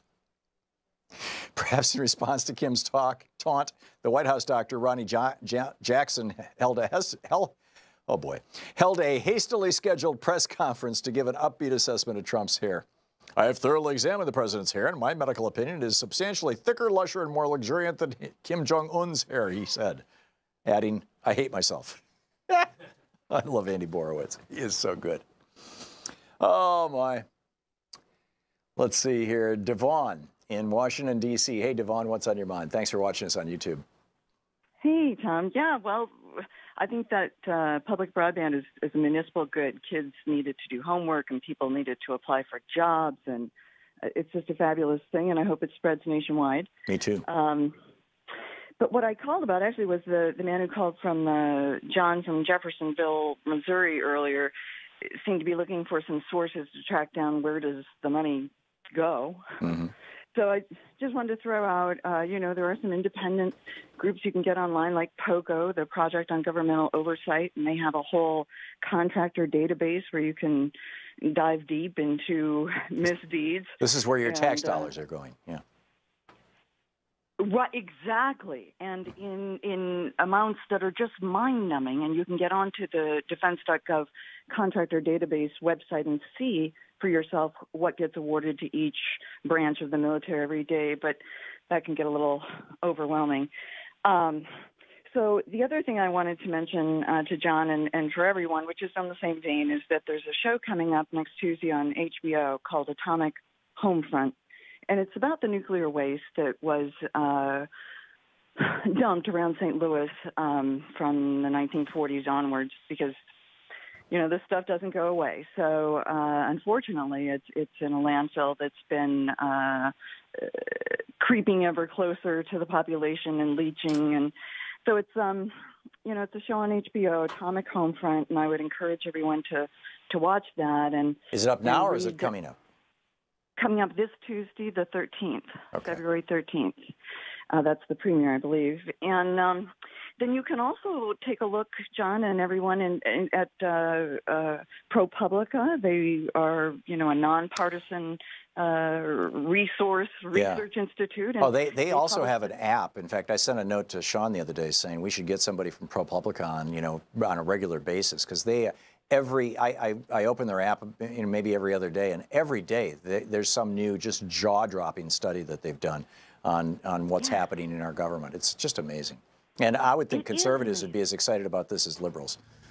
You would think. So the series that Abraham Lustgarten did, Bombs in Our Backyard, you can get into an interactive map, if you haven't done this yet, and see what's there. Because the wars that we've fought, all of the atomic and other waste, it didn't just disappear. So Yeah, you're right. You're right. Devon, we're out of time, but thank you for the call, and thanks for watching us on YouTube. We'll be right back.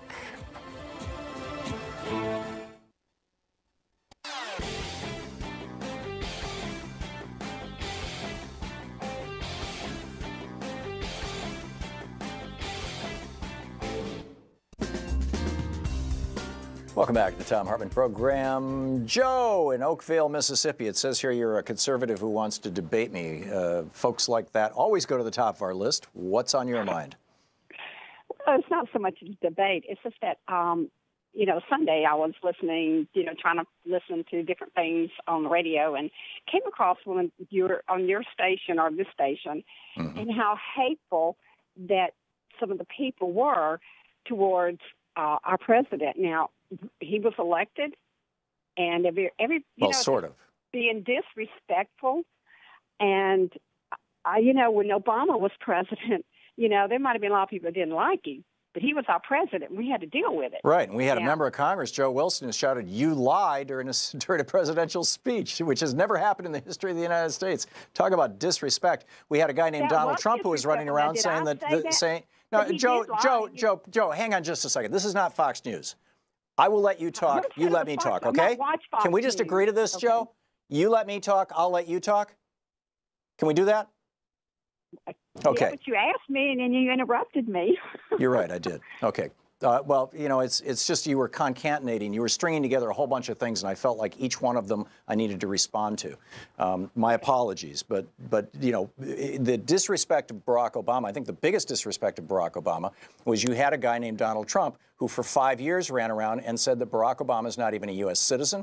He was born in Africa. He's a secret Muslim. He's not even a Christian. And this was amplified and echoed throughout the media, not just the right-wing media. And that's obscene.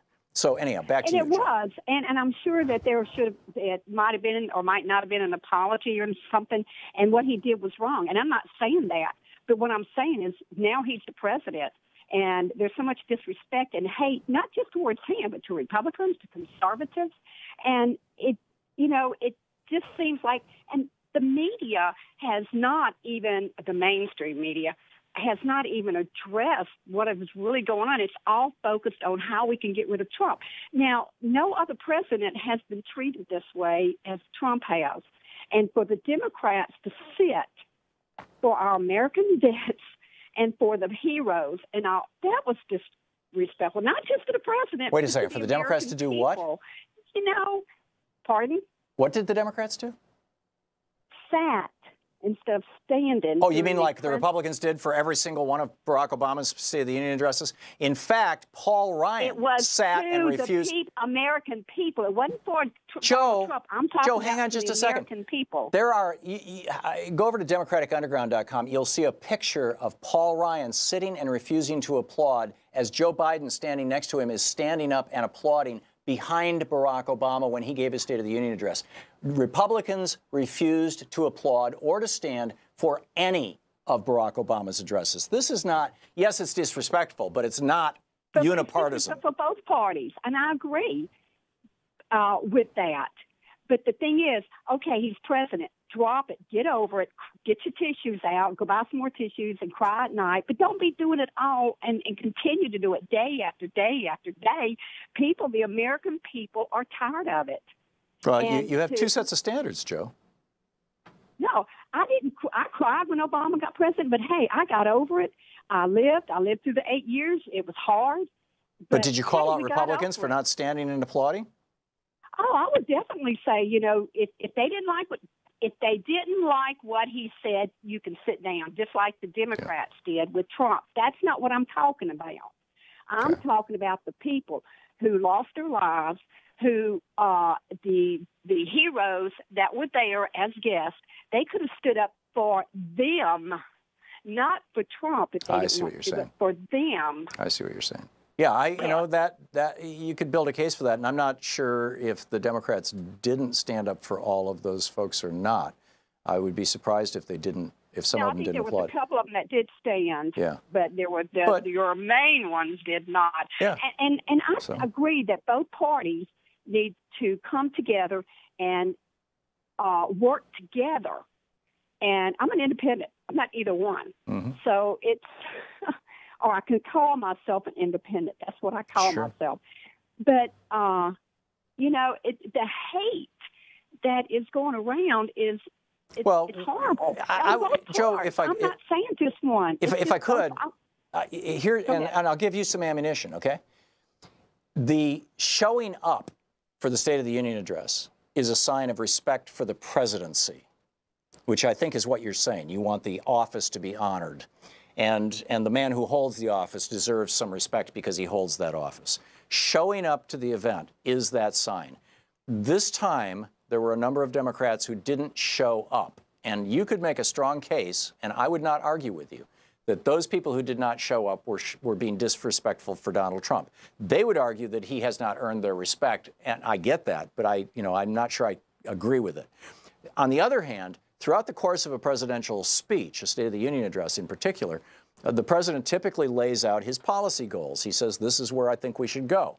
And if you don't agree with that, the tradition, and it's a tradition that literally goes back to the early years of the Republic. I mean, they didn't start reading State of the Union addresses until the 1820s, but it goes back to then. Traditionally, if you disagree with what he is saying, you don't shout, you don't throw shoes, you don't yell, you lie, you just sit there quietly. So I think if you want to argue that the Democrats were being disrespectful to Donald Trump, that you should go after the Democrats who chose, and it wasn't a lot, I think it was 6 or 8 of them, who chose not even to show up. Makes sense? Mm-hmm. It makes sense.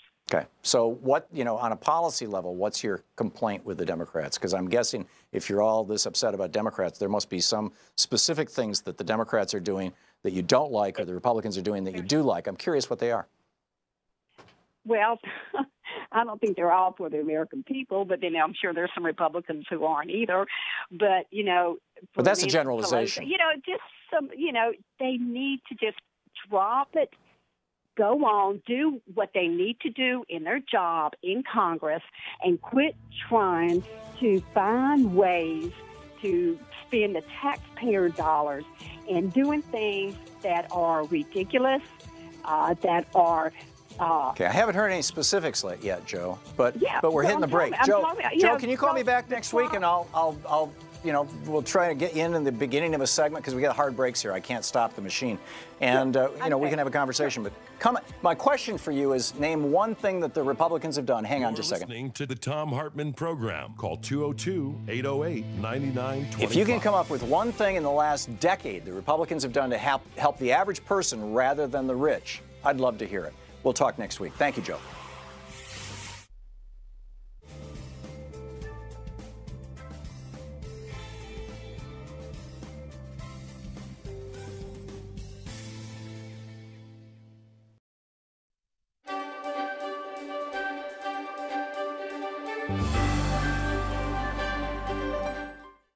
Thom Hartmann University Book Club today. We're reading from It's Even Worse Than You Think, What the Trump Administration is Doing to America by David K. Johnston. This is from page 61, the chapter titled Forgetting the Forgotten Man. In 2010, the U.S. Department of Labor created a website to honor workers who died on the job. quote, more than 4,500 workers, lose their lives on the job every year. Below are the names of just a few who have died in recent months. OSHA's mission is to prevent workplace injuries, illnesses, and death, end quote. That Occupational Safety and Health Administration webpage was intended to highlight and humanize workplace deaths, to ensure awareness of tragedies, especially those that could have been avoided, according to Jordan Barab, an Assistant Secretary of Labor during the Obama administration. Barab explained, without information like this, fatality statistics are just raw, sterile numbers. The purpose of adding names and circumstances was to impress people with the tragedy that workers and their families face day after day. In August 2017, Trump's Labor Department quietly removed the preamble and the names when it killed the web page. It also took down, without public announcement, the fatality inspection data for all years prior to 2017. Those were just two of many other Trump administration actions inimical to worker safety. Others included no longer posting press releases about deaths resulting from unsafe working conditions, delaying rules to reduce sickness and death from inhaling silica and beryllium at work, delaying rules to lower the risk of railroad engineers and truck drivers falling asleep at the switch or wheel because of untreated sleep apnea, and the appointment to the Supreme Court of a judge who held that a company had the right to fire a worker who chose not to freeze to death on the job. A reasonable person listening to Donald Trump's inaugural address would never have expected these and other actions, assuming he believed what Trump said. Trump declared, "The forgotten men and women of our country will be forgotten no more. You came by the tens of millions to become part of a historic movement, the likes of which the world has never seen before. At the center of this movement is a crucial conviction that a nation exists to serve its citizens," end quote. Those men and women were forgotten again the following week. And it's not just workers whose interests were forgotten, not to mention who were put in danger. By deciding not to implement a rule to reduce the chances of truck drivers and train operators falling asleep at the wheel, Trump put at risk the lives of families driving along the highway, people riding on passenger trains, and many others.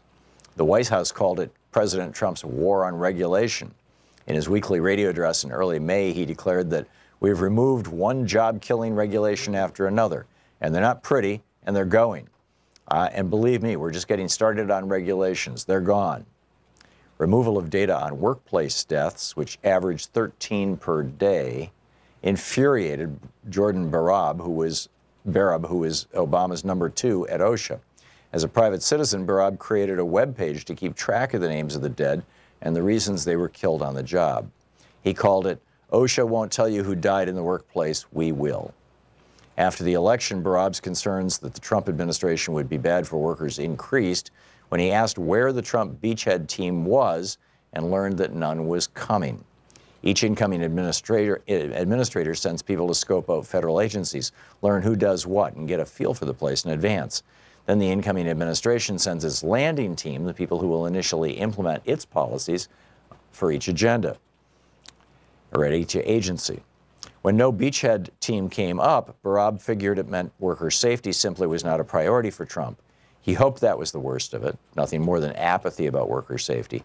But when the landing team arrived, Barab realized trouble was coming for American workers, and it was not official apathy, but the start of assaults on workers' rights and safety.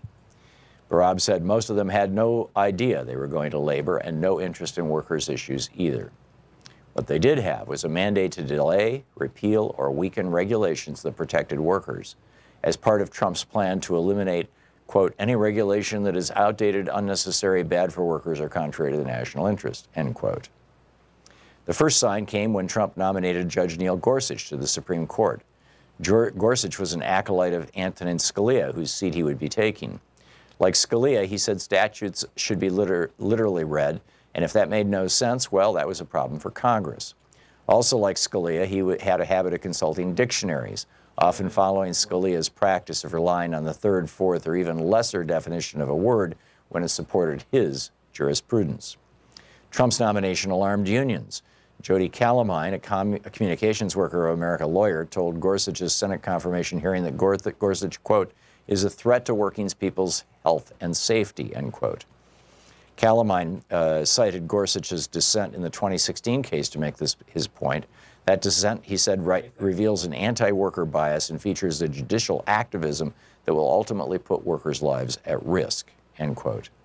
Those are unusually strong words about a Supreme Court nominee, but a review of the case shows Gorsuch has little regard for human life, at least when it comes to employers' power over their workers. He considers a rigid interpretation of the law more important.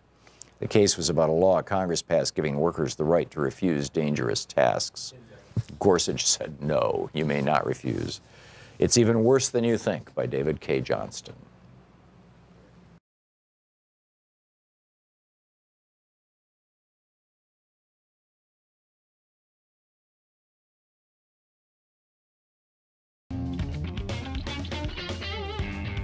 Welcome back. It's 34 minutes past the hour. This is Thom Hartmann.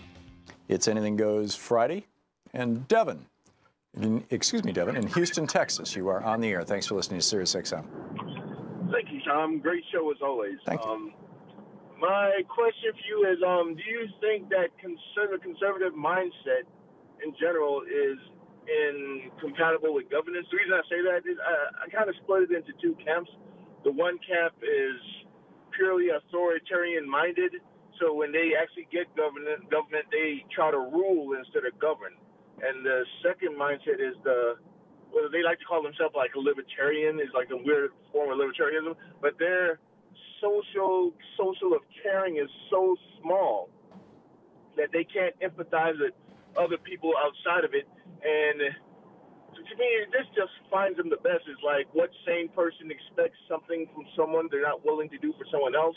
Mm-hmm. Just like with that last lady, she's like, well, this is happening to me, but you're telling her this has happened to me as also, but she just like, well, she doesn't outright say I don't care, but by her talking, she doesn't. Yeah, well, let's not pick on a caller who's not here to defend herself. Here's my take on this, Devin, and it's really, actually, I think, a very, very, very important issue. And in fact, we're getting a lot of road noise from you, so you've asked the question. I'm going to drop the call, but thank you very much for the call, and I'll answer it. My dad was a Republican. I grew up in a Republican household. My dad worked in a tool and die shop. He was a member of the Machinists Union. He had a good union job.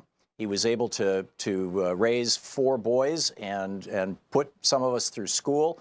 And he had a good wage. Every 3 years, he bought a new car. He took a 2-week vacation every year. He had a pension that he retired on that extended to my mom, who died a decade after my dad did.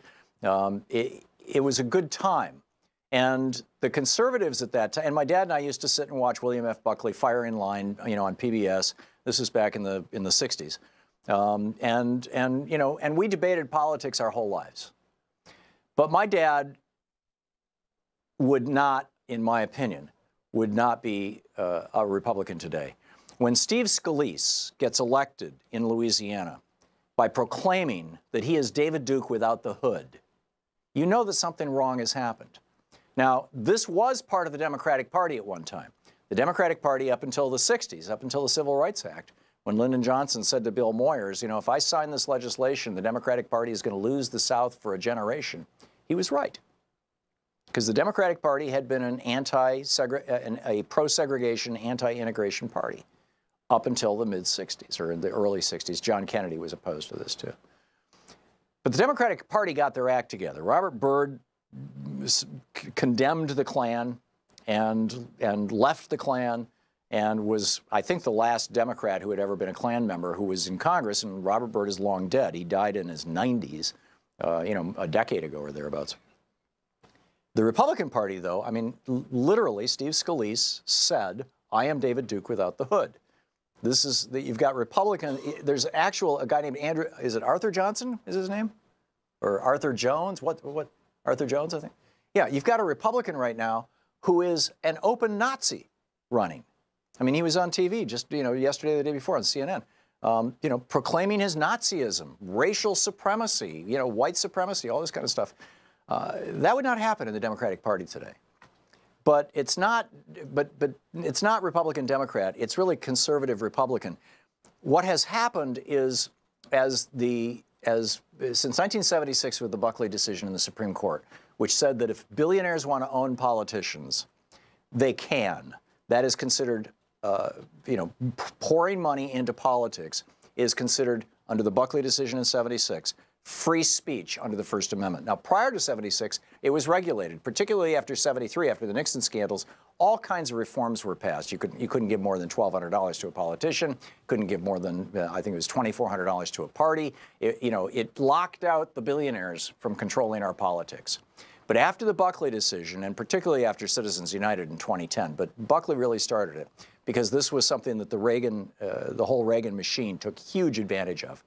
The billionaire class and the big corporations basically walked in and took over the Republican Party. So you now have a Republican Party that is no longer conservative the way my dad was conservative. Barry Goldwater would repudiate this party. Even on the social stuff, I mean, Barry Goldwater famously said you don't have to be straight to shoot straight. He was fine with gays in the military. This Republican Party that calls itself conservative, and I wince every time I hear the word conservative, is not really conservative. Richard Nixon was a conservative. And Richard Nixon was fine with the Environmental Protection Agency. I mean, he tried to stop it, but he enforced it. He promoted it. He put somebody in charge of it that actually enforced the law. Now you've got somebody running the EPA who is nakedly trying to take it apart. They don't care if you're poisoned by your air or water, as long as Koch Industries makes more profit. Because the guys who own Koch Industries, the Koch brothers, and their network are pouring $400 million into the election cycle just this year. $400 million. You can buy a hell of a lot of Republican politicians with $400 million. So the Republican Party has, by and large, with a few exceptions, and John McCain and basically the ones who are being pushed out, Jeff Flake, Bob Corker, they were, they stood up and said, no, this is not how our party should be. We're conservatives in the mold of Barry Goldwater. And what that was defined as back in that day, and the way my father defined conservatism, is, yes, of course we want progress. We want the nation to move forward. We want people to have, keep in mind, Dwight Eisenhower's 1956 re-election platform, and if there are any conservatives listening, I encourage you to Google this. You will find it. It's all over the internet. It's easy to find. The Republican Party's platform in 1956. And Dwight Eisenhower, what he explicitly not only campaigned on, but advertised in his campaigns, and you can find those online as well. Dwight Eisenhower, conservative Republican, when conservative actually meant conservative, not corporate bought and owned. Dwight Eisenhower campaigned on the fact that he had increased union membership by over 2 million people. He campaigned on the fact that he had increased Social Security benefits and added over 1 million people to the Social Security rolls. Dwight Eisenhower campaigned on the fact that they had built over 100,000 units of low-income housing for people to deal with homelessness in the United States, particularly homeless vets who had come back from World War II. Dwight Eisenhower wanted to expand the public good. He just wanted to do it in a conservative fashion, which meant slowly, carefully, thoughtfully, and as inexpensively as possible. All of that is out the window now. Now you have a Republican Party that calls itself conservative, and I don't know why news reporters say this is conservative to pass a $5 trillion tax cut, 80% of which goes to the top 1% of the United States. 80%. And, to pass that and borrow $1.5 trillion, which is going to add around $3 trillion, or around $2 trillion, excuse me, to our national debt when you include the interest on the payments. Adding $2 trillion to our national debt, literally borrowing $2 trillion to hand to the Koch brothers, to hand to the Waltons, who are getting tens of billions of dollars in tax cuts this year and going forward. That's not conservative. That's being a shill for billionaires. They're giving Apple, a huge, multi-tens of billion-dollar tax cut. That's not conservative. That's being a shill for a big business that is so unpatriotic that they don't manufacture in the United States. And with all the pressure that's been put on them, they're still telling us that we can go screw ourselves. They're going to continue manufacturing in China. And it's not just Apple. Trump products are made in China. Ivanka Trump products are made in China. We have lost 97,000 manufacturing jobs since Trump became president. But this is not Donald Trump's fault. In fact, he has pointed this out on the campaign trail. It's just that as president, he's doing squat. This all started back with Reagan. Reagan started this process of so-called free trade, started promoting it. And then it went on steroids early on in the Clinton administration with NAFTA. And then we got CAFTA, and then we got all these other, SHAFTA, all these so-called free trade agreements. And on average, over the last 30 years, since this process started during the Reagan administration, we've lost about 100,000 U.S. manufacturing jobs every single year. That's the average. Millions of jobs in total have gone overseas. And nothing is reversing that. That's not conservative. That's got nothing to do with conservative. I asked the caller earlier to name one thing. We ran this contest for years on this program. If you can name one thing that Republicans have done that principally benefits working people, rather than just the super rich or corporations. And typically they'll call up and they'll say, well, we got a big tax cut out of George Bush. 90% of that tax cut went to the top 10%, 78% of it went to the top 1%. Again, that wasn't for the average working person. In fact, it was Bernie Sanders who shamed George W. Bush by saying, hey, let's give $300 to everybody. And so $300, a check, one-time check went out to everybody along with a piece of paper. I got one in the mail, along with a piece of paper saying, this is from George W. Bush. It's a gift to you, basically, to help his reelection. But that's not conservative either. Conservative is figuring out a way to move forward, move into the next century, to move our country forward, only in a careful, cautious way. Liberals tend to say, oh, well, let's move forward in a more rapid way, and we'll fix our mistakes as we go along, because we want to see, these changes happen quickly. Conservatives say, oh, we're fine with the changes, we just want to do them carefully. Or at least that's how it was until the 1980s. But conservative no longer means conservative. Conservative now means bought and paid for shill for corporations and billionaires. You're listening to Thom Hartmann. Visit thomhartmann.com for audio and video archive. And it's tragic that people who watch Fox News or who listen to right-wing hate radio, which are both syndicated and owned by billionaires, Rupert Murdoch and others, don't realize that they're being played for pawns.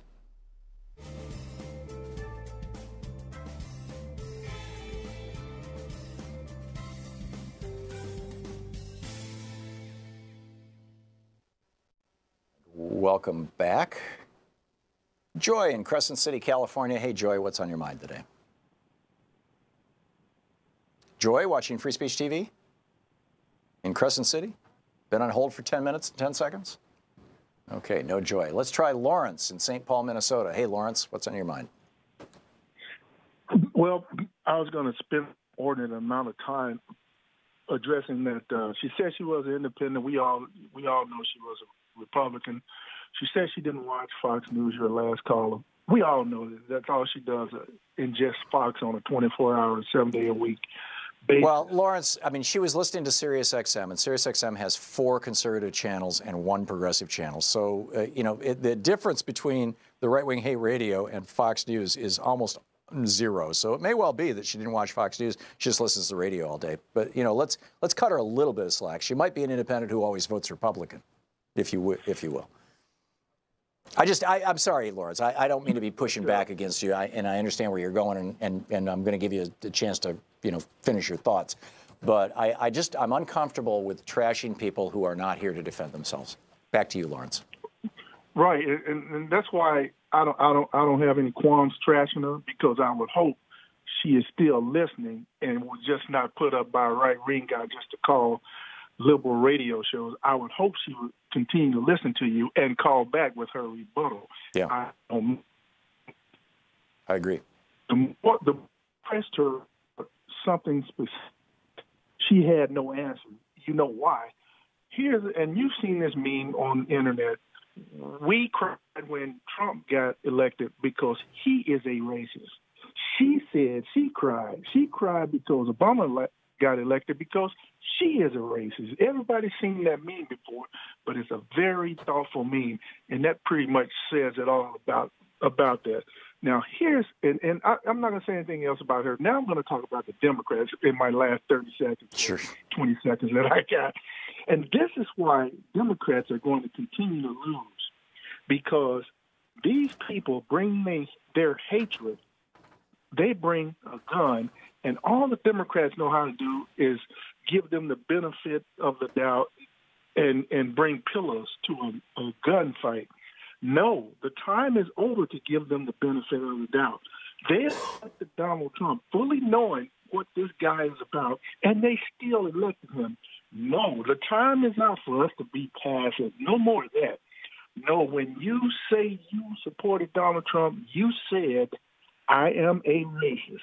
And that's where I start my conversations with these guys. Yeah. I'm not sure the arrow of causality is entirely in that direction. I think if you're a racist, you almost certainly are going to support Donald Trump and people like Steve Scalise.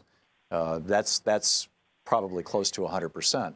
But there are people who are simply wealthy and they want their tax cuts, and so they're willing to tolerate racism and vote for a Republican. Does that make sense, Lawrence?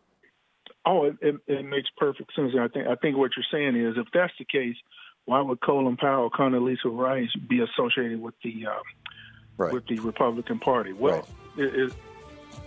And here's the break. So look, I hope she calls back and rebuttal. Thanks, Tom. I do too. Thanks a lot, Lawrence. Good talking to you. We'll be right back. It's coming up on 10 minutes before the hour. We're going to check in with Talk Media News. Luke Vargas will be with us in just a moment.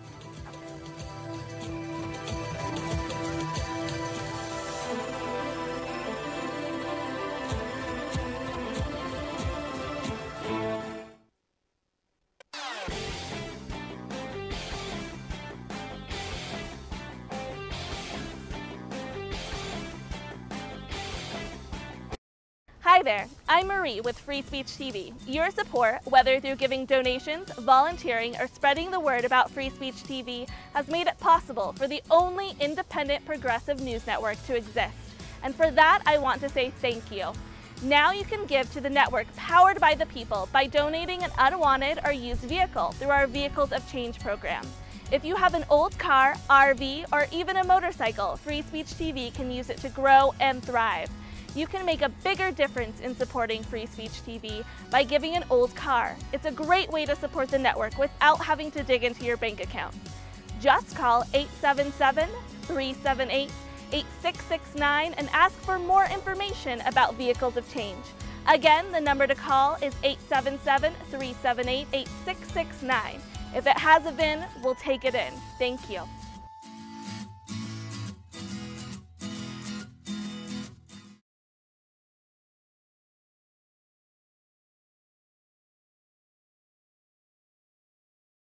Back. Let's check in with Luke Vargas with Talk Media News and find out what's going on in the world today. This report brought to you by goatsfortheoldgoat.com and Ellen Ratner's new book, Loving What You Do. Luke, welcome back to the program.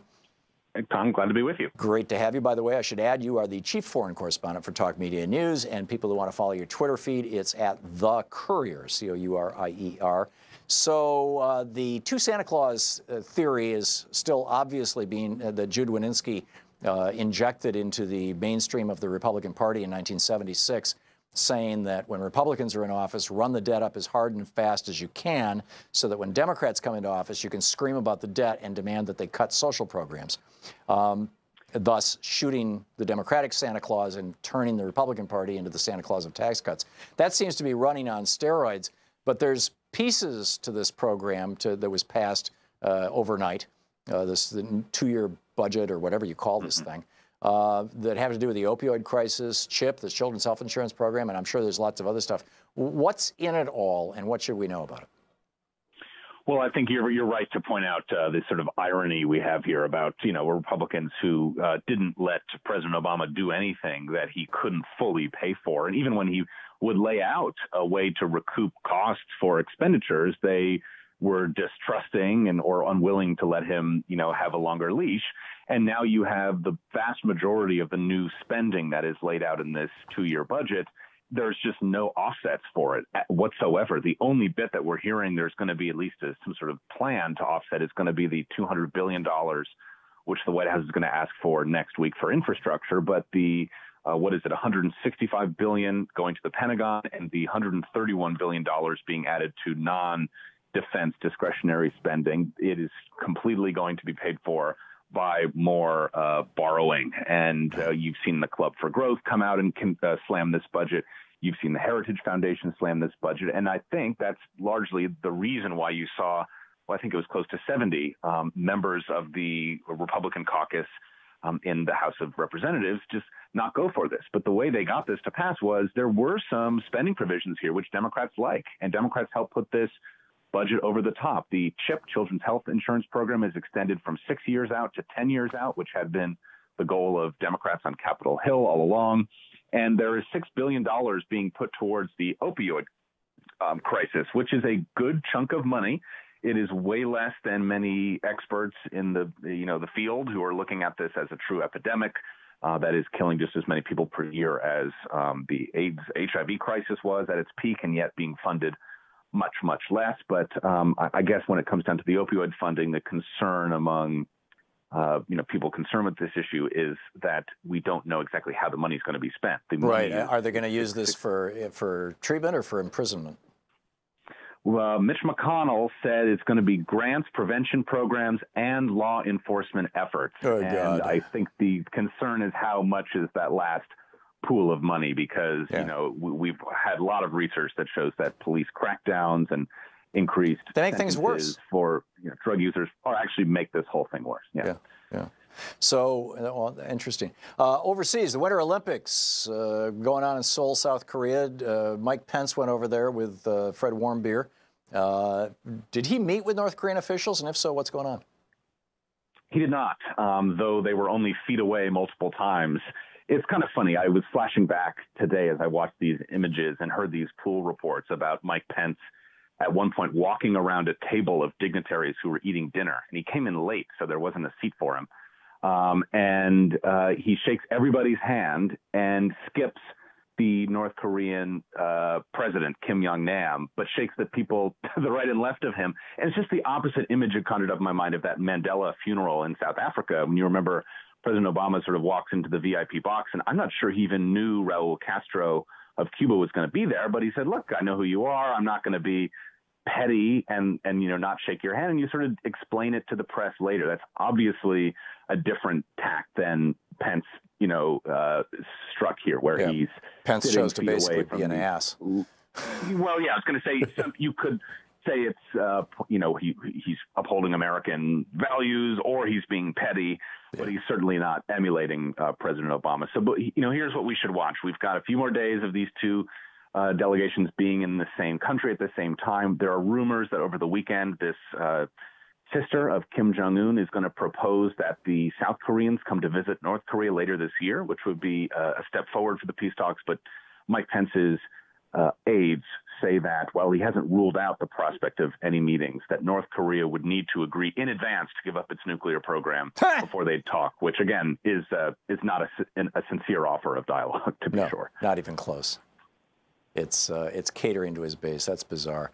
Justin Trudeau is in. Luckily, President Trump is meeting with Henry Kissinger as we speak to figure out the North Korea strategy. So we're in good hands. So all we need to do is carpet bomb them like Vietnam. We have 30 seconds. Justin Trudeau is in California. What's going on? He's the Prime Minister of Canada. He appears to be quite successful in giving outreach to a bunch of companies saying, hey, the H-1B visa program that lets skilled workers come to the U.S. is under threat. Canada, we're actually going to fast track these, they call global skills strategy visa. So we've heard successful meetings with Amazon, Salesforce, a few other companies. This is another advantage that Canada thinks it can carve out relative to the U.S. Wow. And having highly skilled people emigrate to Canada will be a good thing for Canada. Amazing. It sure would. Yep. Luke Vargas, Chief Foreign Correspondent for Talk Media News. You can tweet him at The Courier. Thank you, Luke. Thank you, Tom. Good talking with you. We'll be back with more of Anything Goes Friday in just a moment. It is coming up on, it's coming up on the top of the hour. Stick around.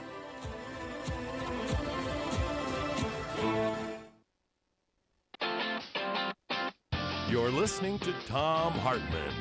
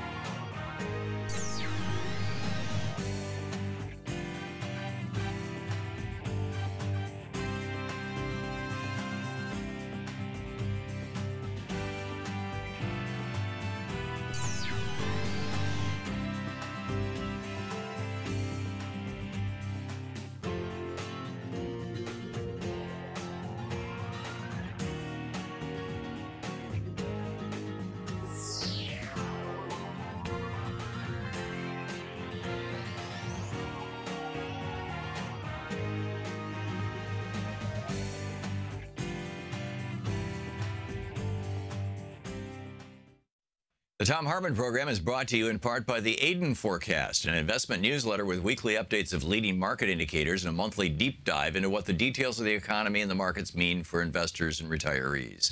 On the web at aidenmarkets.com.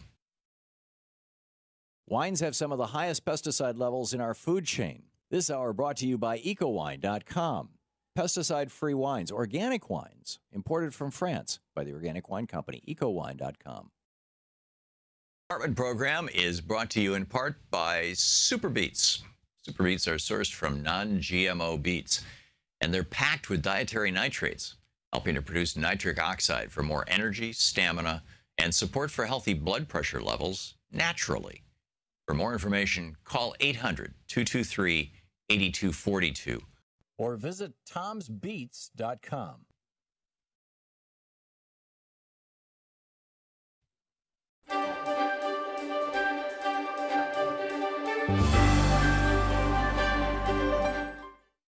Today we're reading from Requiem for the American Dream, The 10 Principles of Concentration of Wealth and Power by Noam Chomsky. Brand new book. From the preface, a note on the American dream. During the Great Depression, which I'm old enough to remember, it was bad, much worse objectively than today. But there was a sense that we'll get out of this somehow, an expectation that things are going to get better. Maybe we don't have jobs today, but they'll be coming back tomorrow and we can work together for a brighter future. This was a time of a lot of political radicalism that would hopefully lead to a different future, one with more justice, equality, and freedom. Breaking down repressive class structures, and so on. There was just a general sense that this will work out somehow. Most of my family, for instance, were unemployed working class. The rise of the union movement itself was a reflection of, and a source of, optimism and hopefulness. And that's missing today. Today there's a general feeling that nothing's coming back. It's over. The American dream, like most dreams, has large elements of myth to it. Part of the 19th century dream was the Horatio Alger story. We're dirt poor, but we're going to work hard and we'll find a way out of it, which was true to an extent. Take my father, who came in 1913 from a very poor village in Eastern Europe. He was able to get a job in a sweatshop in Baltimore and gradually work himself up to the point where he could go to college, get a degree, and finally even a PhD. He ended up living what's called a middle-class lifestyle.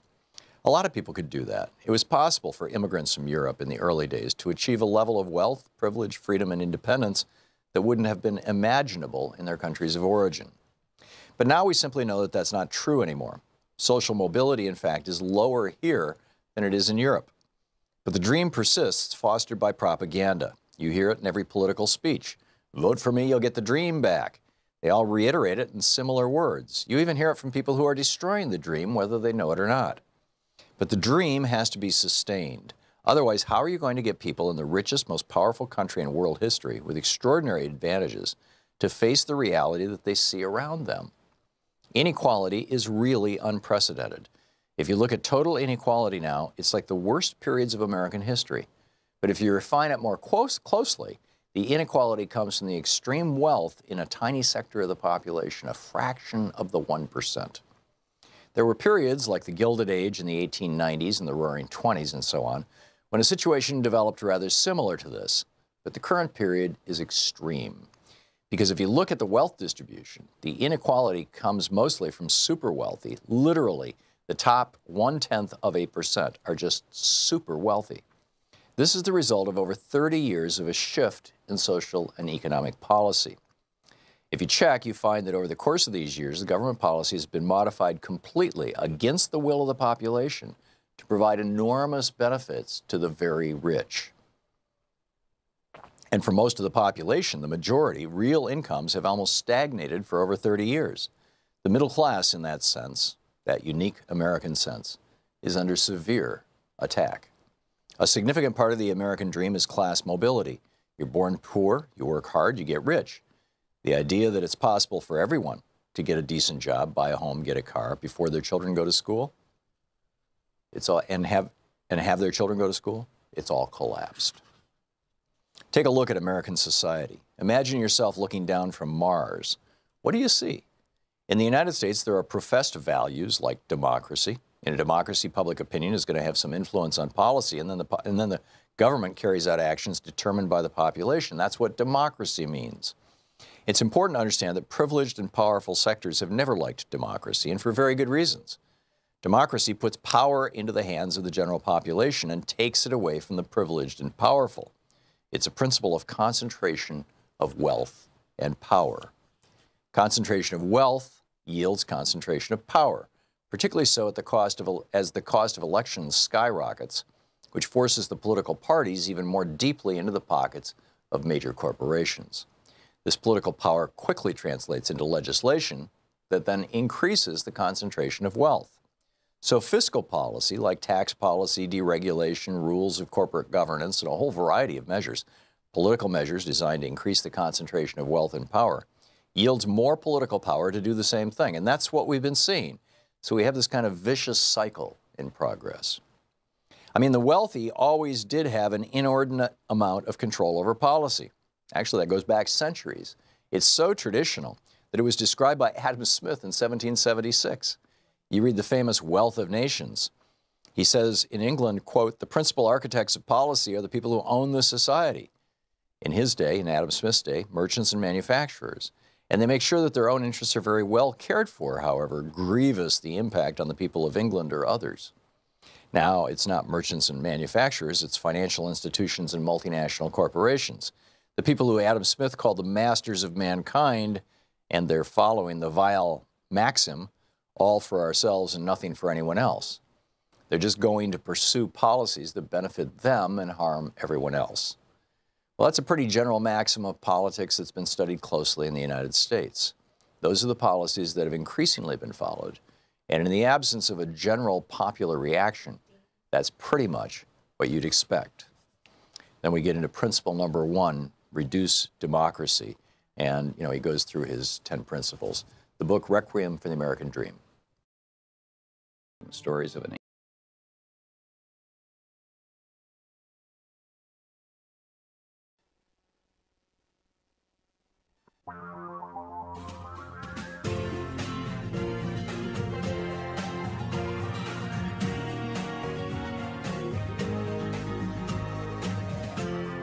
This is the Thom Hartmann Program. Welcome back. It's Anything Goes Friday. I do want to draw your attention to just one story. This is in the Financial Times today. It's by Tom Mitchell, in Beijing. The headline, China draws up trade retaliation options against the U.S. China is drawing up options for hitting back at the United States if Washington imposes trade penalties for alleged intellectual property theft. Now, intellectual property theft, this is basically, counterfeiting or reproducing American music, American movies, American software. All these things are covered by copyright laws.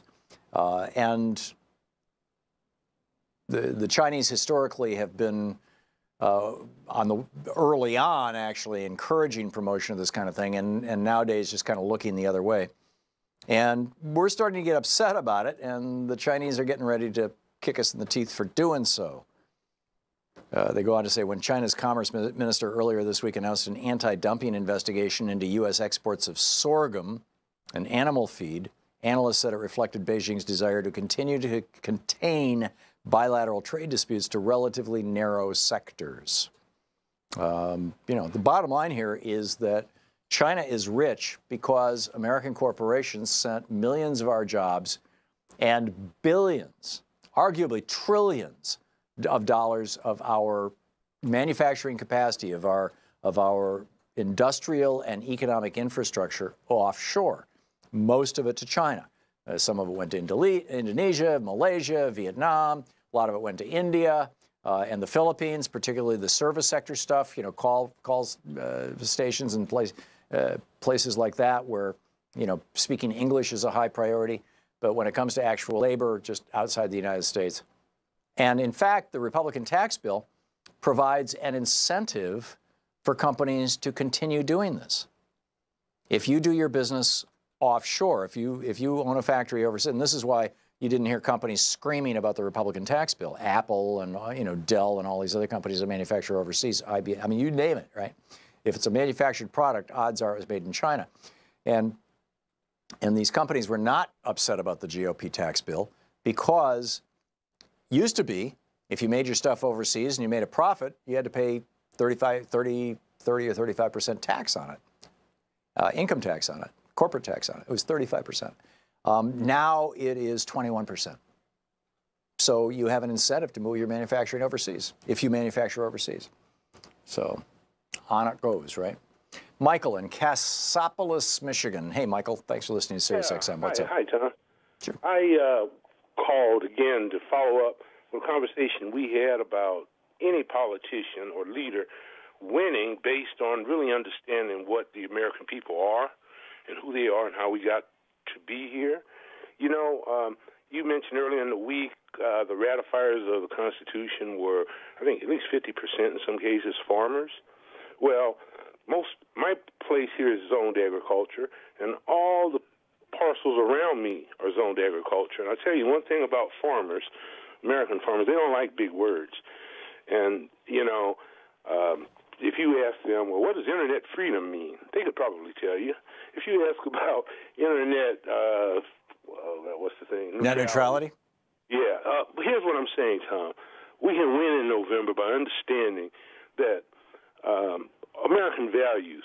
When I was an undergraduate in the 70s, I had a book, 20th Century Philosophers Look Forward to See What Value Systems Would Remain in Place in the 21st Century. Mm-hmm. And what they agreed was that organizations, agencies, and people surrounding humanitarian, civic, industrial organizations, environmental organizations, medical, science, the arts, and, of course, education, these things would remain, and that means they would be conserved. These are conservative values, and from that, we can derive an affirmative right to vote, Medicare for all, a living wage, tuition assistance, public education. But what happens in America, politicians need to understand that American English changes things such that I think if you said, if you Googled two people separated by a common language, you probably get Bernard Shaw. Mark Twain noted that in America or in Europe, when they say ladies and gentlemen, they're talking to the nobility. When we say it, we're talking to farmhands, the barmaids, card sharks. The playing field in cricket, soccer, or rugby is called the pitch. In America, we have the pitchers, you know, on the playing field. So we take terms. English itself derives words from other languages. But my point is the values that we have as progressives are conservative values. And this whole right, center, left thing, that started 1791 during the Legislative Assembly after the Revolution, during the time of a man named Robespierre. And it reflected where people sat in the room. And it just so happens that those on the left were revolutionaries called the Jacobins. The ones on the right represented the monarchy, and they felt that the revolution had gone too far. What we've done, we've switched that. The Reagan Revolution, which you see in George W. Bush, Donald Trump, that's a continuation of an effort to upset the normative value system as you see in the New Deal and the Great Society. And what we have to do is... the reactionaries. That's right. We have to reclaim our conservative values. And remember, Americans, they like it short and sweet. For instance, big words, you know, rappers, people who produce rap music, they certainly know not to use big words, and they make billions of dollars. So what we've got to understand is that what we are, we talked earlier, someone talked about a zeroing out. We mentioned Trump as a nihilist or the nihilistic behavior. Somebody said we should talk about the behavior, and I agree, rather than the label. But basically, this is a great country. I mean, we're great in our freedom. People from Europe were seeking freedom from the nobility in the wars of Europe. My ancestors sought freedom once they were brought here and were held in bondage. And indigenous people seek freedom from the genocide that was brought on from the time of Columbus. We are a freedom-loving people. Freedom is a value that we hold. And American farmers understand freedom, what it means to walk in your fields or walk in your woods, you know. And this should be extended to every American. And that's why our vision of freedom, we extend to childhood arrivals. If you go up US 131 here, you'll see a sign that says the Underground Railroad Memorial Highway. Farmers in this area made that possible. People from Kentucky came up here to drag escaped slaves back, and the farmers here said, no way.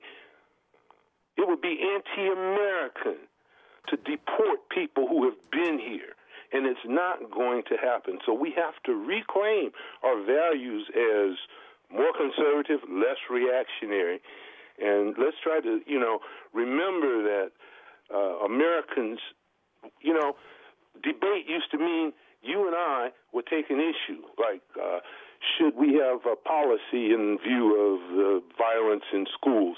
Should we be able to have a public policy that allows people to have insurance for their weapons? Or should we be able to sue the weapons companies? We can argue these things. You would argue pro, I would argue con, and then our coach would have us switch. So we could debate in a meaningful way. What we have now, I remember it well. We shout talking points, snappy one-liners. You know what it sounds like to the listening audience? It sounds like Mussolini. Yeah, I'm with you. Michael, I want to just comment on what you said real quick, if I may. Sure. Frank Luntz the other day was on TV, and he said, we need more freedom, less regulations. I think we need to start saying we need more freedom, Medicare for all. We need freedom from the health insurance companies, for example. We need more freedom, fewer prisons. I mean, there's just I agree. Thank you. This is the Thom Hartmann Program. Michael nails it. We'll be back. It's 1:15, and we'll be back with more of your calls here on Anything Goes Friday on the Thom Hartmann Program.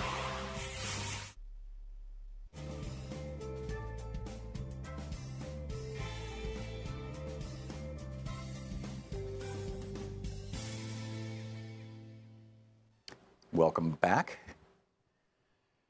Let's see here. Mike in Gurnee, Illinois. Hey, Mike, what's on your mind? Yeah, Thom. Am I on speaker? I don't know. You're in a little tiny IFB in my ear. Are you on speaker there? Yeah, I just disagree with the conservative caller. I don't want to engage in any ad hominem attacks. I just think that Obama, there's a lot of hatred towards Obama by fake news and Fox News, too. Oh, yeah. I don't think we've ever seen so much hatred toward a president as we saw toward Obama. Close runner-up would be Bill Clinton. The Republicans harangued him. For 7 years they investigated him, starting with Whitewater and ending with Lewinsky, and then tried to impeach him. I mean, it was just it was relentless. And the caller says she cried when Obama became president. There are liberals who cried when Trump became president. So I think it's the same on both sides. Yeah, well, I cried when Obama became president because I was just so proud of my country. When Trump became president, I didn't cry. I puked. Well, I didn't literally puke. But yeah, that would be my sentiment. Anyhow. No, but you wanted to talk about Keller? Kelly, yeah. Oh, Kelly. John Kelly, the Michigan, chief of staff. The president and the board, they resigned because of inaction of the sexual abuse allegations. Do you think John Kelly should resign? Yeah, I do. But I think he should resign not just because he defended, a guy who beat the crap out of 2 wives in a row, and John Kelly had known about it for a year, and the FBI had warned him. The same is true of Donald Trump, and the same is true of everybody else in a policy-making decision in the White House. They all had to have known. The FBI had to have let them know.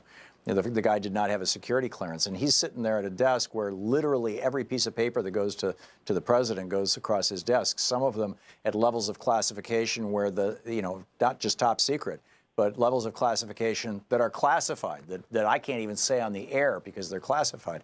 He had a burn bag underneath his desk so that every document that came back to him would be not just shredded, but burned. I mean, and this guy did not have a security clearance? That's really screwed up, number one. Yeah, but number two, I would like to see John Kelly resign, not just because he supported Rob Porter, but because the awful things that he said from Charlottesville forward. I mean, he's been on the wrong side of so many issues. Calling Dreamers, too lazy to get off their asses.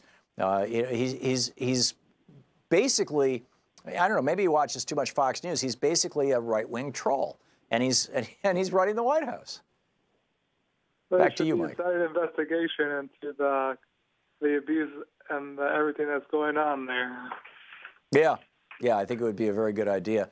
And now I'm not listening to it, but I just saw the Chiron on one of the TV networks that said that the reports that are coming out of the White House right now suggest that Donald Trump is very angry with John Kelly because of his response to the Rob Porter scandal, and specifically his saying, you know, we all condemn domestic violence. We can't have somebody who beats his wife in the White House. And Donald Trump is apparently offended by that because he apparently, you know, according to Ivana, his first wife, he not only beat her, he raped her, or at least according to her first testimony. Then, you know, I don't know, somebody reminded her of her prenup, but she you know, pulled back from that. But this is a very strange White House. This is a very unusual White House. I don't think we've seen anything like this since, gee, Zachary Taylor? We'll be back. It's 20 minutes past the hour.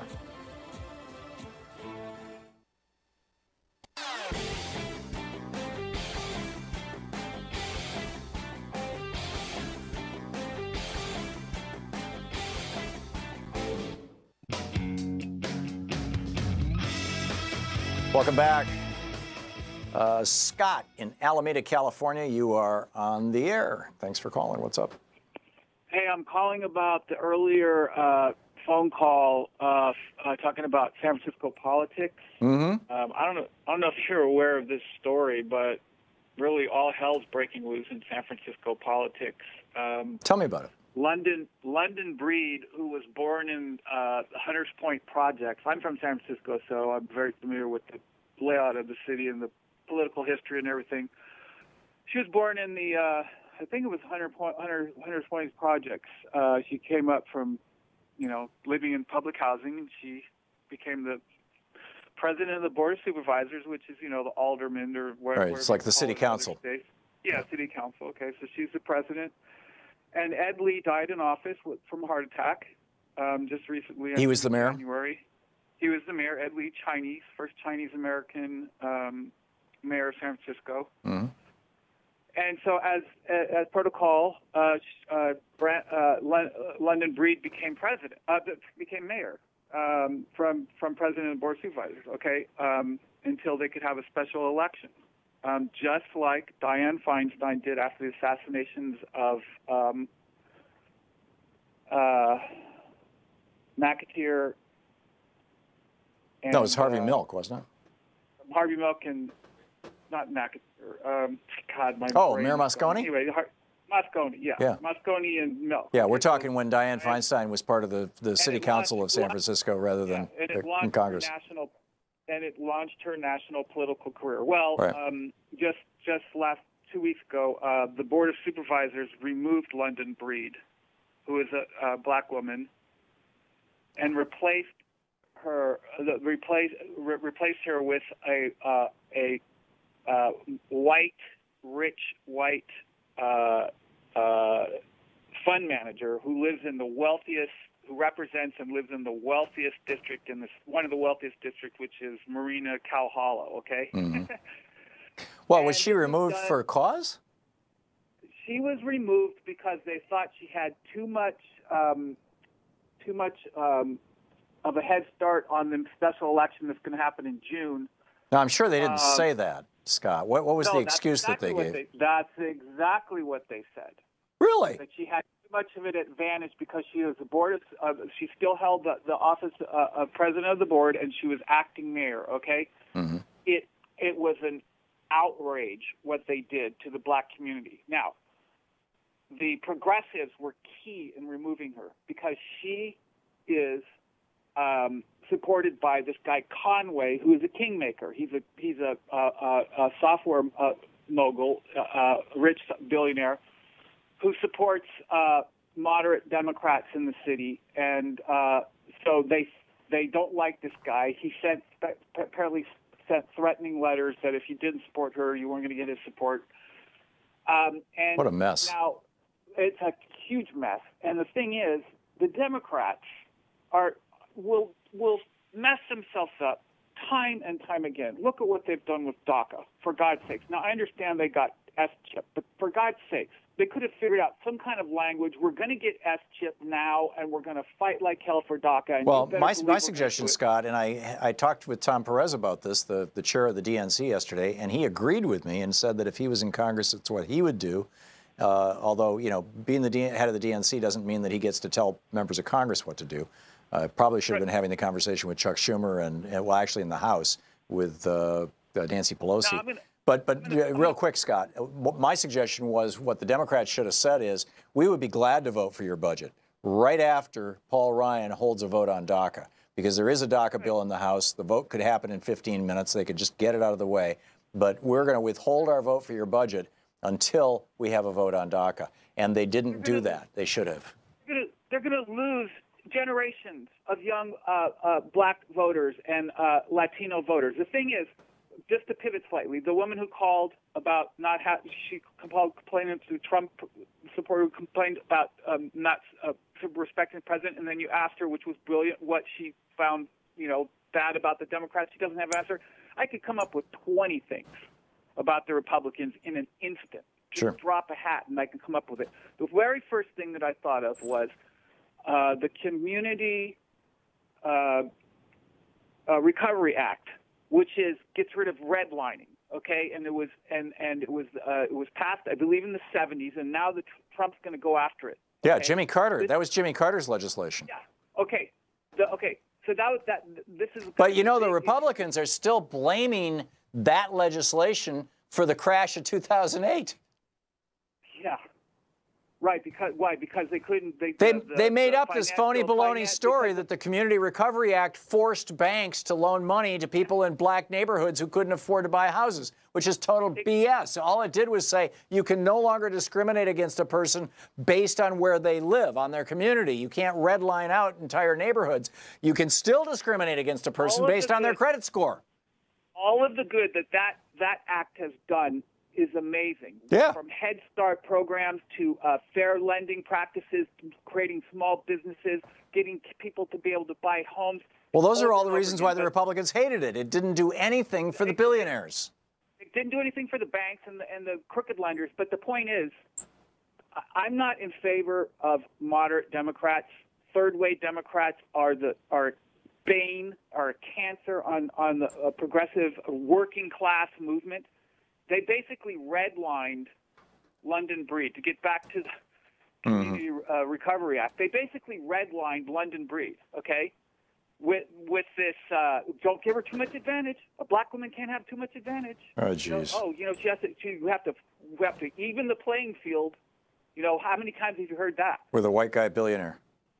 Yeah, for a hedge fund managing white guy who lives in Cow Hollow. And if you ever go out to Cow Hollow and what's happening in San Francisco is it is probably one of the most racist, like the Beverly Hills of San Francisco.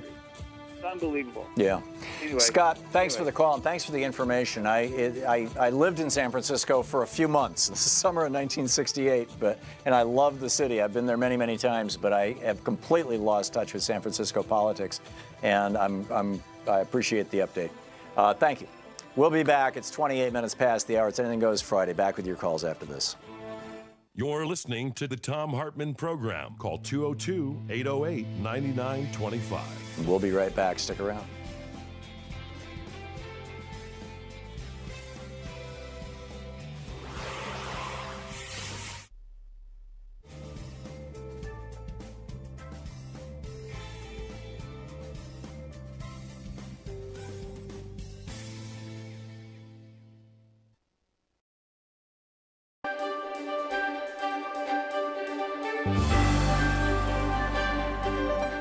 It's the Thom Hartmann University Book Club. Today we're reading from An American Prophecy, The Fourth Turning by William Strauss and Neil Howe. And this book was published, I believe, in the late 90s, just FYI. 1998. America feels like it's unraveling. Though we live in an era of relative peace and comfort, we have settled into a mood of pessimism about the long-term future, fearful that our superpower nation is somehow rotting from within. Neither an epic victory nor over communism nor an extended upswing of the business cycle can buoy our public spirit. The Cold War and the New Deal struggles are plainly over, but we are of no mind to bask in their successes. The America of today feels worse in its fundamentals than the one many of us remember from our youth, a society presided over by those of supposedly lesser consciousness. Wherever we look, from L.A. to D.C., from Oklahoma City to Sun City, we see paths to a foreboding future. We yearn for civic character, but satisfy ourselves with symbolic gestures and celebrity circuses. We perceive no greatness in our leaders, a new meanness in ourselves. Small wonder that each new election brings a new jolt, its aftermath, a new disappointment. I'd add this was at the height of the Newt Gingrich and impeachment and all that kind of craziness. Not long ago, America, which is the predecessor, has really set up Donald Trump. Not long ago, America was more than the sum of its parts. Now it is less. Around World War II, we were proud as a people, but modest as individuals. Fewer than 2 people in 10 said yes when asked, "Are you a very important person?" Today, more than 6 in 10 say yes. Where we once thought ourselves collectively strong, we now regard ourselves as individually entitled. Yet even while we exalt our own personal growth, we realize that millions of self-actualized persons don't add up to an actualized society. Popular trust in virtually every American institution, from business and governments to churches and newspapers, keeps falling to new lows. Public debts soar, the middle class shrinks, welfare dependencies deepen, and cultural arguments worsen by the year. We now have the highest incarceration rate and the lowest eligible voter participation rate of any major democracy in the world. Statistics inform us that many adverse trends, crime, divorce, abortion, scholastic aptitudes, may have bottomed out, but we're not reassured. Optimism still attaches to self, but no longer to family or community. This is the consequence of Reaganism. Most Americans express more hope for their own prospects than for their children's or the nation's. Parents widely fear that the American dream, which was there solidly for their parents and still there barely for them, will not be there for their kids. Young householders are reaching their mid-30s, never having known a time when America seemed to be on the right track. Middle-aged people look at their thin savings accounts and slim-to-none pensions, scoff at an illusory Social Security trust fund, and try not to dwell on what a burden their old age could become. Seniors separate into their own leisure world, recoiling at the lost virtue of youth while trying not to think about the future. We perceive our civic challenge as some vast, insoluble Rubik's Cube. Behind each problem lies another problem that must be solved first. Behind that lies another and another ad infinitum. To fix crime, we have to fix the family. But before we do that, we have to fix welfare. And that means fixing our budget. And that means fixing our civic spirit. But we can't do that without fixing moral standards. And that means fixing our schools and churches. And that means fixing the inner cities. And that's impossible unless we fix crime. There's no fulcrum upon which to rest a policy lever. People of all ages sense that something huge will have to sweep across America before the gloom can be lifted. But that's an awareness we suppress. As a nation, we're in deep denial. While we grope for answers, we wonder if analysis may be crowding out our intuition. The reward of the historian is to locate patterns that recur over time and to discover the natural rhythms of social experience. In fact, at the core of modern history lies this remarkable pattern. Over the past 5 centuries, Anglo-American society has entered a new era, a new turning, every 2 decades or so. At the start of each turning, people change how they feel about themselves, the culture, the nation, and the future. Turnings come in cycles of 4. Each cycle spans the length of a long human life, roughly 80 to 100 years, a unit of time the ancients called seculum. Together, the 4 turnings of the seculum comprise history's seasonal rhythm of growth, maturation, entropy, and destruction. The first turning is a high, an upbeat era of strengthening institutions and weakening individualism, where a new civic order implants and the old values regime decays. The second turning is an awakening, a passionate era of spiritual upheaval when the civic order comes under attack from a new values regime. The third turning is an unraveling, a downcast era of strengthening individualism and weakening institutions when the old civic order decays and the new values regime implants. And the fourth turning is a crisis, a decisive era of secular upheaval when the values regime propels the replacement of the old civic order with a new one. Each turning comes with its own identifiable mood. Always these mood shifts catch people by surprise. In the current seculum, the first turning was the American high of the Truman, Eisenhower, and Kennedy presidencies. As World War II wound down, no one predicted that America would soon become so confident and institutionally muscular, yet so conformist and spiritually complacent. But that's what's happened. The second turning was the consciousness revolution, stretching from the campus revolts of the mid-'60s to the tax revolts of the early '80s. Before John Kennedy was assassinated, no one predicted that America was about to enter an era of personal liberation and cross a cultural divide that would separate anything thought or said after from anything thought or said before. But that's what happened. The third turning has been the culture wars, an era that began with Reagan's mid-1980s Morning in America and is due to expire around the middle of the decade, 8 or 10 years from now. Amid the glitz of the early live from Portland, Oregon. There we are. And Mark in Prairie du Sac, Washington. Hey, Mark, thanks for listening to SiriusXM. What's on your mind today? Hey, Tom. It's interesting watching last night. Rand Paul was preening in the floor of the Senate, and as he is wont to do. That it reminded me of a Ayn Rand quote, because he is he changed his name from Randy to Rand because he's such a fan. Mm-hmm. I thought of this quote from Ayn Rand. If people place such things as friendship and family ties above their own productive work, yes, then they are immoral. Friendship, family life, and human relationships are not primary in a man's life. A man who places others first above his own creative work is an emotional parasite. And it made me think that, this guy is delaying things, getting in the way of the business of the Senate, not serving the people at all, just, stroking his own ego. And it's what those guys do. I mean, it's not atypical for Republicans now to embrace, Ayn Rand's philosophy. I mean, you see it so much, as you talked earlier in the week about the Koch brothers' platform from 1980. I mean, ignoring the fact that it's the social infrastructure that we had that allowed them to, and families like his, to accumulate the wealth they have. Right. You can set aside, the fact that the roots of the Koch brother fortune were, founded in building oil refineries for Joe Stalin, right. But and Adolf Hitler. But I don't know about Hitler, but Stalin for sure. They did. Apparently, he did build an oil refinery for Stalin, not for Stalin, for Hitler. And while the two older brothers, apparently their nanny was a dedicated Nazi that was, that took care of them when they were small children when they were in Germany. But it bears in mind that Democrats, I think, or we need to hit on this point that they just the people that they serve do not really believe in democracy. I mean, they believe in in fact, Rand said something about democracy is a form of totalitarianism. Mm-hmm. Yeah, they call it mob rule.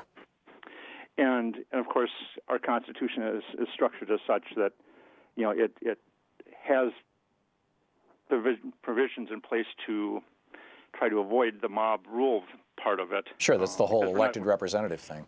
We're not a pure democracy. Correct. But Mark, the point that you made, and I think it's absolutely brilliant. Rand Paul, obviously, he did his little thing last night because he hadn't had enough time in the spotlight recently, and what he had was people feeling sorry for himself because his neighbor beat him up, but which is weird. But the thing about libertarianism is that the core foundation of libertarianism is sociopathy. It is and I believe that this is a serious, severe mental illness, and it is the elevation of the sociopath. That's the essence of libertarianism. Is me before everybody else. Me, me, me. The world should be me. And what's happened is, since David Koch ran for vice president in 1980 on the Libertarian Party ticket, and then, the Libertarians started to, the Cato Institute goes back to the 70s when it originated as the Charles Koch Institute. And Charles and David, all the battles over the years, ultimately a fight they had with Ed Crane a few years ago over control of Cato, that this sociopathic worldview has now seized the Republican Party via the mechanism of the Koch's money and the money from other sociopathic billionaires. And a sociopath, a normal human being, is capable of empathy with another human being almost regardless of who they are. We see people hurting, we wince, we feel some sense of pain. A sociopath doesn't. They see somebody hurting and they just have an internal dialogue about it, like, you know, that person isn't even worthy or whatever.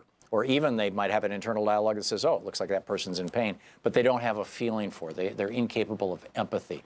And that's a small percentage of our population, maybe 2–3% of our population are sociopaths. But as numerous articles in Forbes magazine has pointed out over the years, sociopathy occurs in the boardroom and at the CEO level at around 10% in our society. And I would argue it's probably closer to 20%. And those are the people that tend to be very, very successful. You know, I'm forgetting the guy's name, but the guy who used to, they called him Chainsaw Don something Lop, Al Slop or whatever, Dunlop, Chainsaw Al Dunlop, who bragged about when he took over Sunbeam, firing 10,000 people and how good it made him feel, destroying the lives of 10,000 people. That's a true sociopath, and those kind of people can really rise to the top in business, and you know, which is one of the reasons why we used to regulate capitalism, to try to keep the sociopaths from doing too much damage at the very least. But that statement that you read at the opening, I'd like you to read it again, please, from Ayn Rand. Ayn Rand was a sociopath. Now look at her interviews with Mike Wallace on TV. You can find them all over YouTube. She was... I can do it again here. She was an absolute, genuine sociopath. And this statement that you read from Ayn Rand, which I'm going to ask you to read in just a second, is such a perfect articulation, not just of the libertarian worldview and the objectivist worldview, but of the classic worldview of a diagnosable sociopath. Go for it, Mark. If people place such things as friendship and family ties above their own productive work, yes, then they are immoral. Friendship, family life, and human relationships are not primary in a man's life. A man who places others first, above his own creative work, is an emotional parasite. Yeah, that's, it's just, it should be so clear. And that's the value system that is animating right-wing hate radio. It's the value system that billionaire Rupert Murdoch and multi-millionaire Roger Ailes inculcated at Fox News and basically requires anybody at Fox News to promote. It's the value system that Sean Hannity and Limbaugh and all these other guys promote. It is the value system that Franklin Roosevelt fought against. It was a value system that was at the core of Warren Harding's campaign for president in 1920. And you know, Coolidge, I don't know how he felt about it, but he maintained it. Hoover might have been a little uncomfortable about it, but he maintained it. It is the value system that has been embraced by most of the Republican Party now. And it's a screaming tragedy, and psychologically, it's a disaster. And one of the things that I'm afraid, a fear that occurred to me is that you mentioned the general welfare clause in our Constitution, the preamble and in the body of the Constitution. I did a little check on the Confederate Constitution, which removed the general welfare clause from both the preamble and from the body of their Constitution. That's interesting. I mean, that it is, and we're scheduled, they're pushing for a constitutional convention, the Republicans. Yeah. And the thing that scares me is they're not just going to try to add a balanced budget amendment. They're going to try to rewrite the whole thing. I agree. Well, we already know that. They've held either 3 or 4 dress rehearsals now in the last 3 or 4 years in Washington, D.C. They have the open participation of 32 states, Republican governors in 32 states, the Republican legislatures are ready to go. It takes 34 states to call the convention. It takes, as I recall, 37 or 38 states to ratify it. And they're getting damn close. And meanwhile, we've even got a couple of progressives running around going, gee, we need a constitutional convention. Like, no, we don't. We need a constitutional amendment to say that money's not speech and corporations are people. I'll give you that. And you do it through the Article 5 process, which includes, you know, one of the paragraphs in Article 5 is about calling a convention, but the other is about how you can take an individual amendment and move it up through the states rather than having to go through Congress. And, you know, which is what we need to do. It's never been done before, but it's what we need to do. So anyhow, Mark, we're keeping out other callers here. I want to move along. But appreciate it. Yeah, thank you for your call. That was brilliant.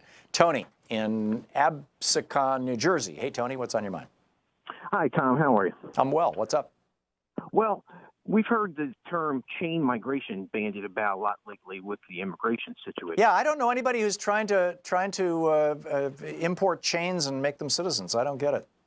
No, but on a different topic. By the way, it's called family reunification. Right. And anytime anybody uses the phrase chain migration, which is an ugly, vicious, hateful, racist term, they should, and came out of the right, the hard right, the racist right, they should be pushed back on, including news reporters, to say, no, there's no such thing as chain migration.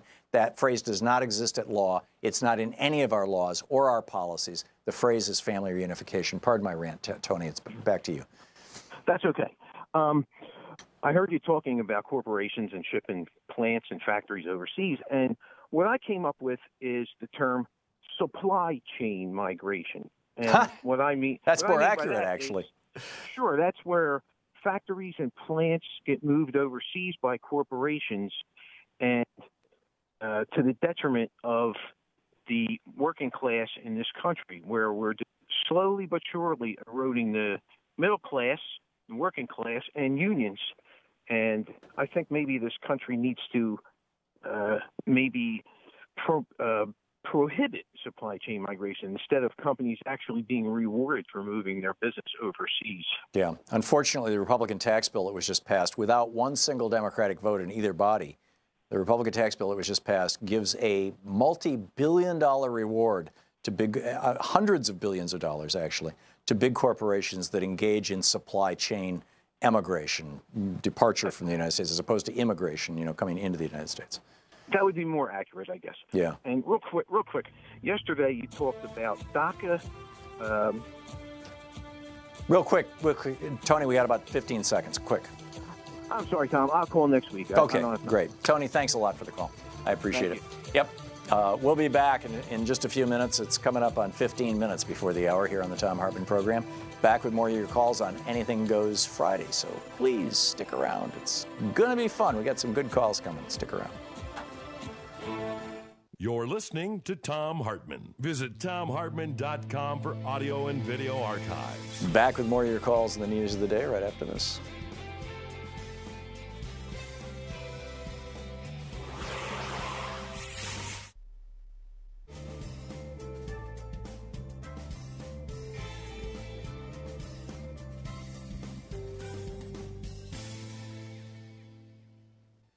And welcome back. Conrad in Ramona, California. Hey, Conrad, what's on your mind? Yeah, I got a George Lakoff for you. I'm turning him into a noun. Okay. There was some Republican on TV the other day that you mentioned. He's already floating this out there. More freedoms, less regulations. That's going to be it was Frank Luntz. Right. Okay, Frank Luntz. I've got a retort. You could even add it, make a small box of a bumper sticker that you could add onto somebody else's bumper if they were to have the more freedoms, less regulations. I would never recommend anyone doing that, of course. But it's, more freedoms for the rich, less regulations for the rich. Right. That's a good one. Or alternatively, more consumer protections equal more freedom. Right. Which is the flip side. I'm saying this. But is you're talking about a sarcastic one. Right, or you could shout from a crowd, or someone in the crowd could shout every time someone says more freedom. Then the response is for the rich. Right. Well, when the Koch brothers are running those ads from their campus outreach program, with creepy Uncle Sam with the speculum and the finger, it was totally bizarre. And their sales pitch was, we're going to do away with Obamacare. We're going to take away your health care and give you freedom. And it's like, really? It's just like, these guys, their definition of freedom is totally bizarre. Excellent. Conrad, thank you. That was an excellent point. Cleve in Clayton, Georgia. Hey, Cleve, what's on your mind? Well, Tom, here I am again. You said I didn't listen to you much, but I do every day. Cleve, I can hardly understand you. Cleve, your phone is badly distorting. Can you? Am I getting it now? No. I'm going to put you on hold, and Arthur, maybe you and Arthur can work it out. I think you have to stand in a different place or something. John in Hillsboro, Oregon. Arthur, Cleve is on line 6. John in Hillsboro, Oregon. Hey, John, what's up? First of all, welcome to Oregon. I just found you on a cable.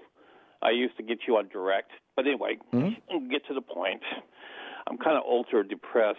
I was listening to late night radio, and they had two things about environmental stuff. I won't go through that. But I was listening to Democracy Now! This morning, and they had this guy named Lawrence Wilkerson. Yeah. And he used to be in the war room. And he was Colin Powell's number 2 guy. Yeah. Well, he's been on my show a number of times. He's a good guy. Well, if you ever get a chance, I think Democracy Now! Comes around here in Portland on KBOO at 4 o'clock in the afternoon. Mm-hmm. So I only got to listen a little bit of it. I mean, some of it, when I got the gist of it, he really thinks that Trump's going to push the button on Korea. Sean, let's see if we can get Lawrence back on. He got really detailed, though. Mm-hmm. And, you know, he had a really strong Southern brogue. So I thought, at first when I heard it, I said, oh, God, some Southern cracker, you know. Mm. But this guy, I mean, he was, at times, I kind of heard a quiver in his voice. He's scared. Yeah. And Lawrence Wilkerson was the guy who helped, against his will, apparently, helped Colin Powell prepare the speech at the United Nations that led to the war in Iraq. So he's been there, he's seen it. I mean, he was the number 2 guy in the State Department. But he was just talking about some of these ultra weapons that they are lining up against Korea. Yeah. And like he was just, you know, I mean, I was half asleep when I was listening to it, but it woke me up. Yeah. And so this is a guy who talks with experience. Yeah, you're right, and we're going to try and get him back on, but yes. No, it was a very scary interview. So yeah, I gotta go, John. Thanks for the call.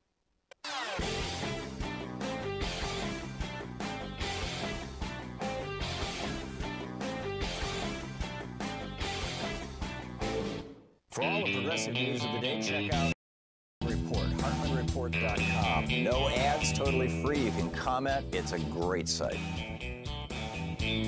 With you, and that was a plug for Hartmann Report. We have a website that is free of advertising, no charge. Anybody can see it. It's totally nonprofit. We support it ourselves. It's just there. And every day we put up what we consider to be the top news stories in the world, the things you need to talk about. Frequently, the things I talk about on this program. It's HartmannReport.com. Check it out. Nick in Sheridan, Illinois. Hey, Nick, what's up?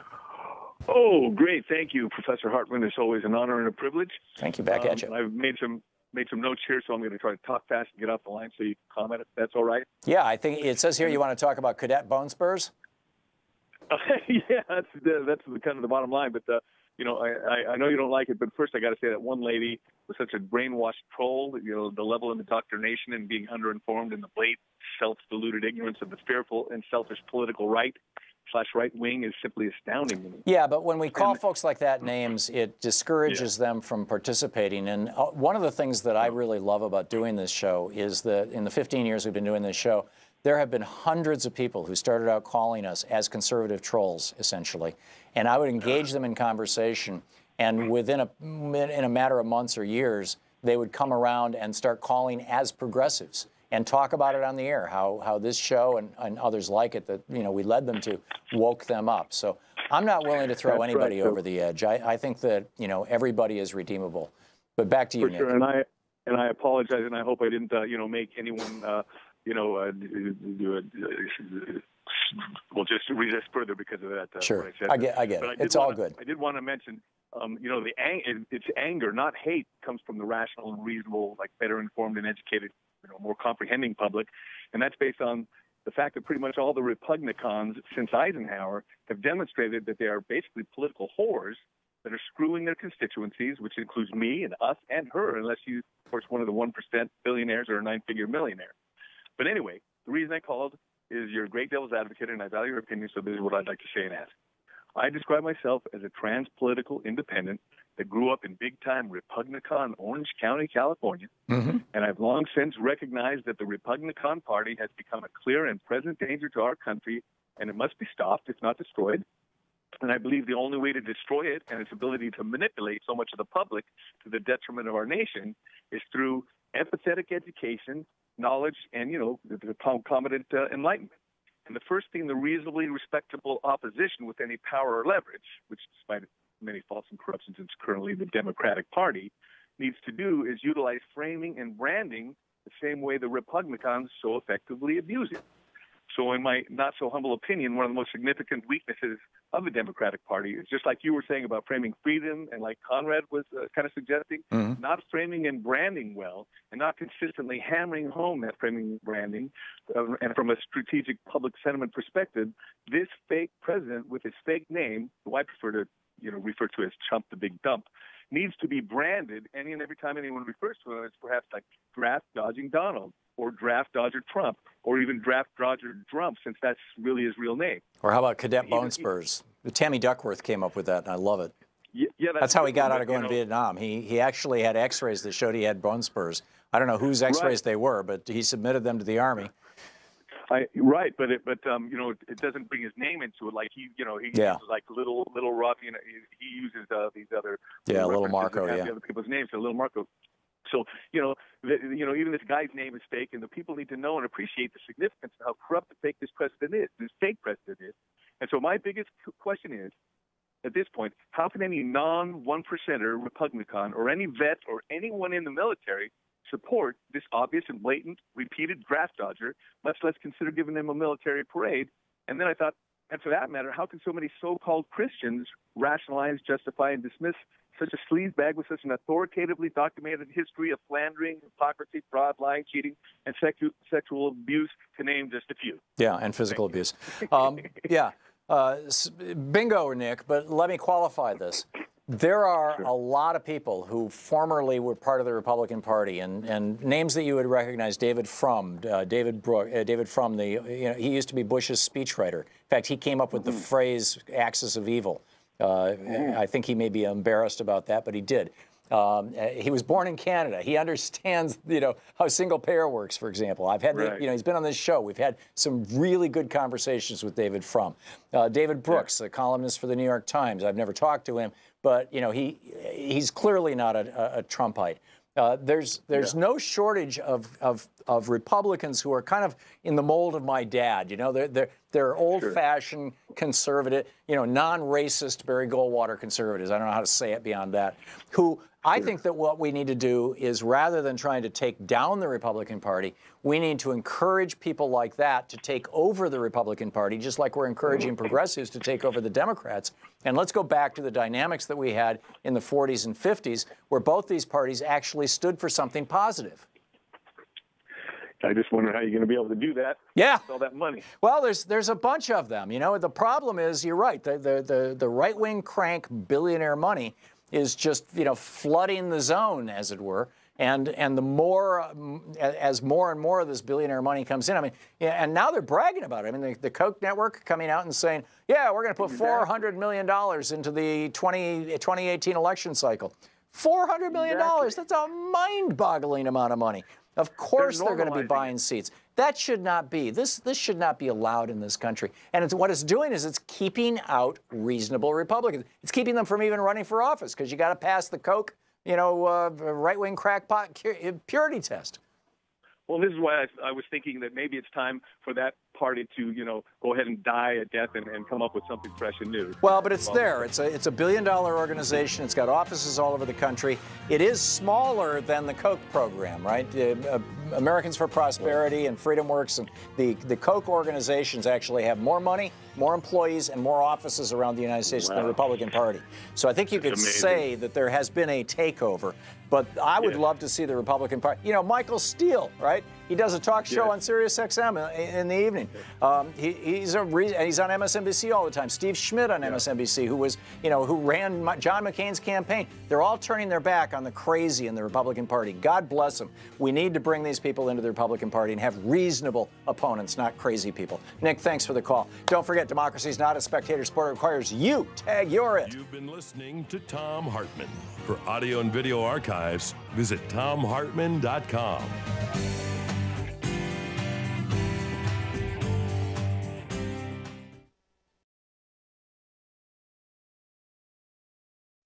The Thom Hartmann Program is brought to you in part by the Aiden Forecast, an investment newsletter with weekly updates of leading market indicators and a monthly deep dive into what the details of the economy and the markets mean for investors and retirees. On the web at aidenmarkets.com. Wines have some of the highest pesticide levels in our food chain. This hour brought to you by ecowine.com. pesticide-free wines, organic wines, imported from France by the Organic Wine Company, ecowine.com. Hartmann Program is brought to you in part by Super Beets. Super Beets are sourced from non-GMO beets, and they're packed with dietary nitrates, helping to produce nitric oxide for more energy, stamina, and support for healthy blood pressure levels naturally. For more information, call 800-223-8242 or visit tomsbeets.com.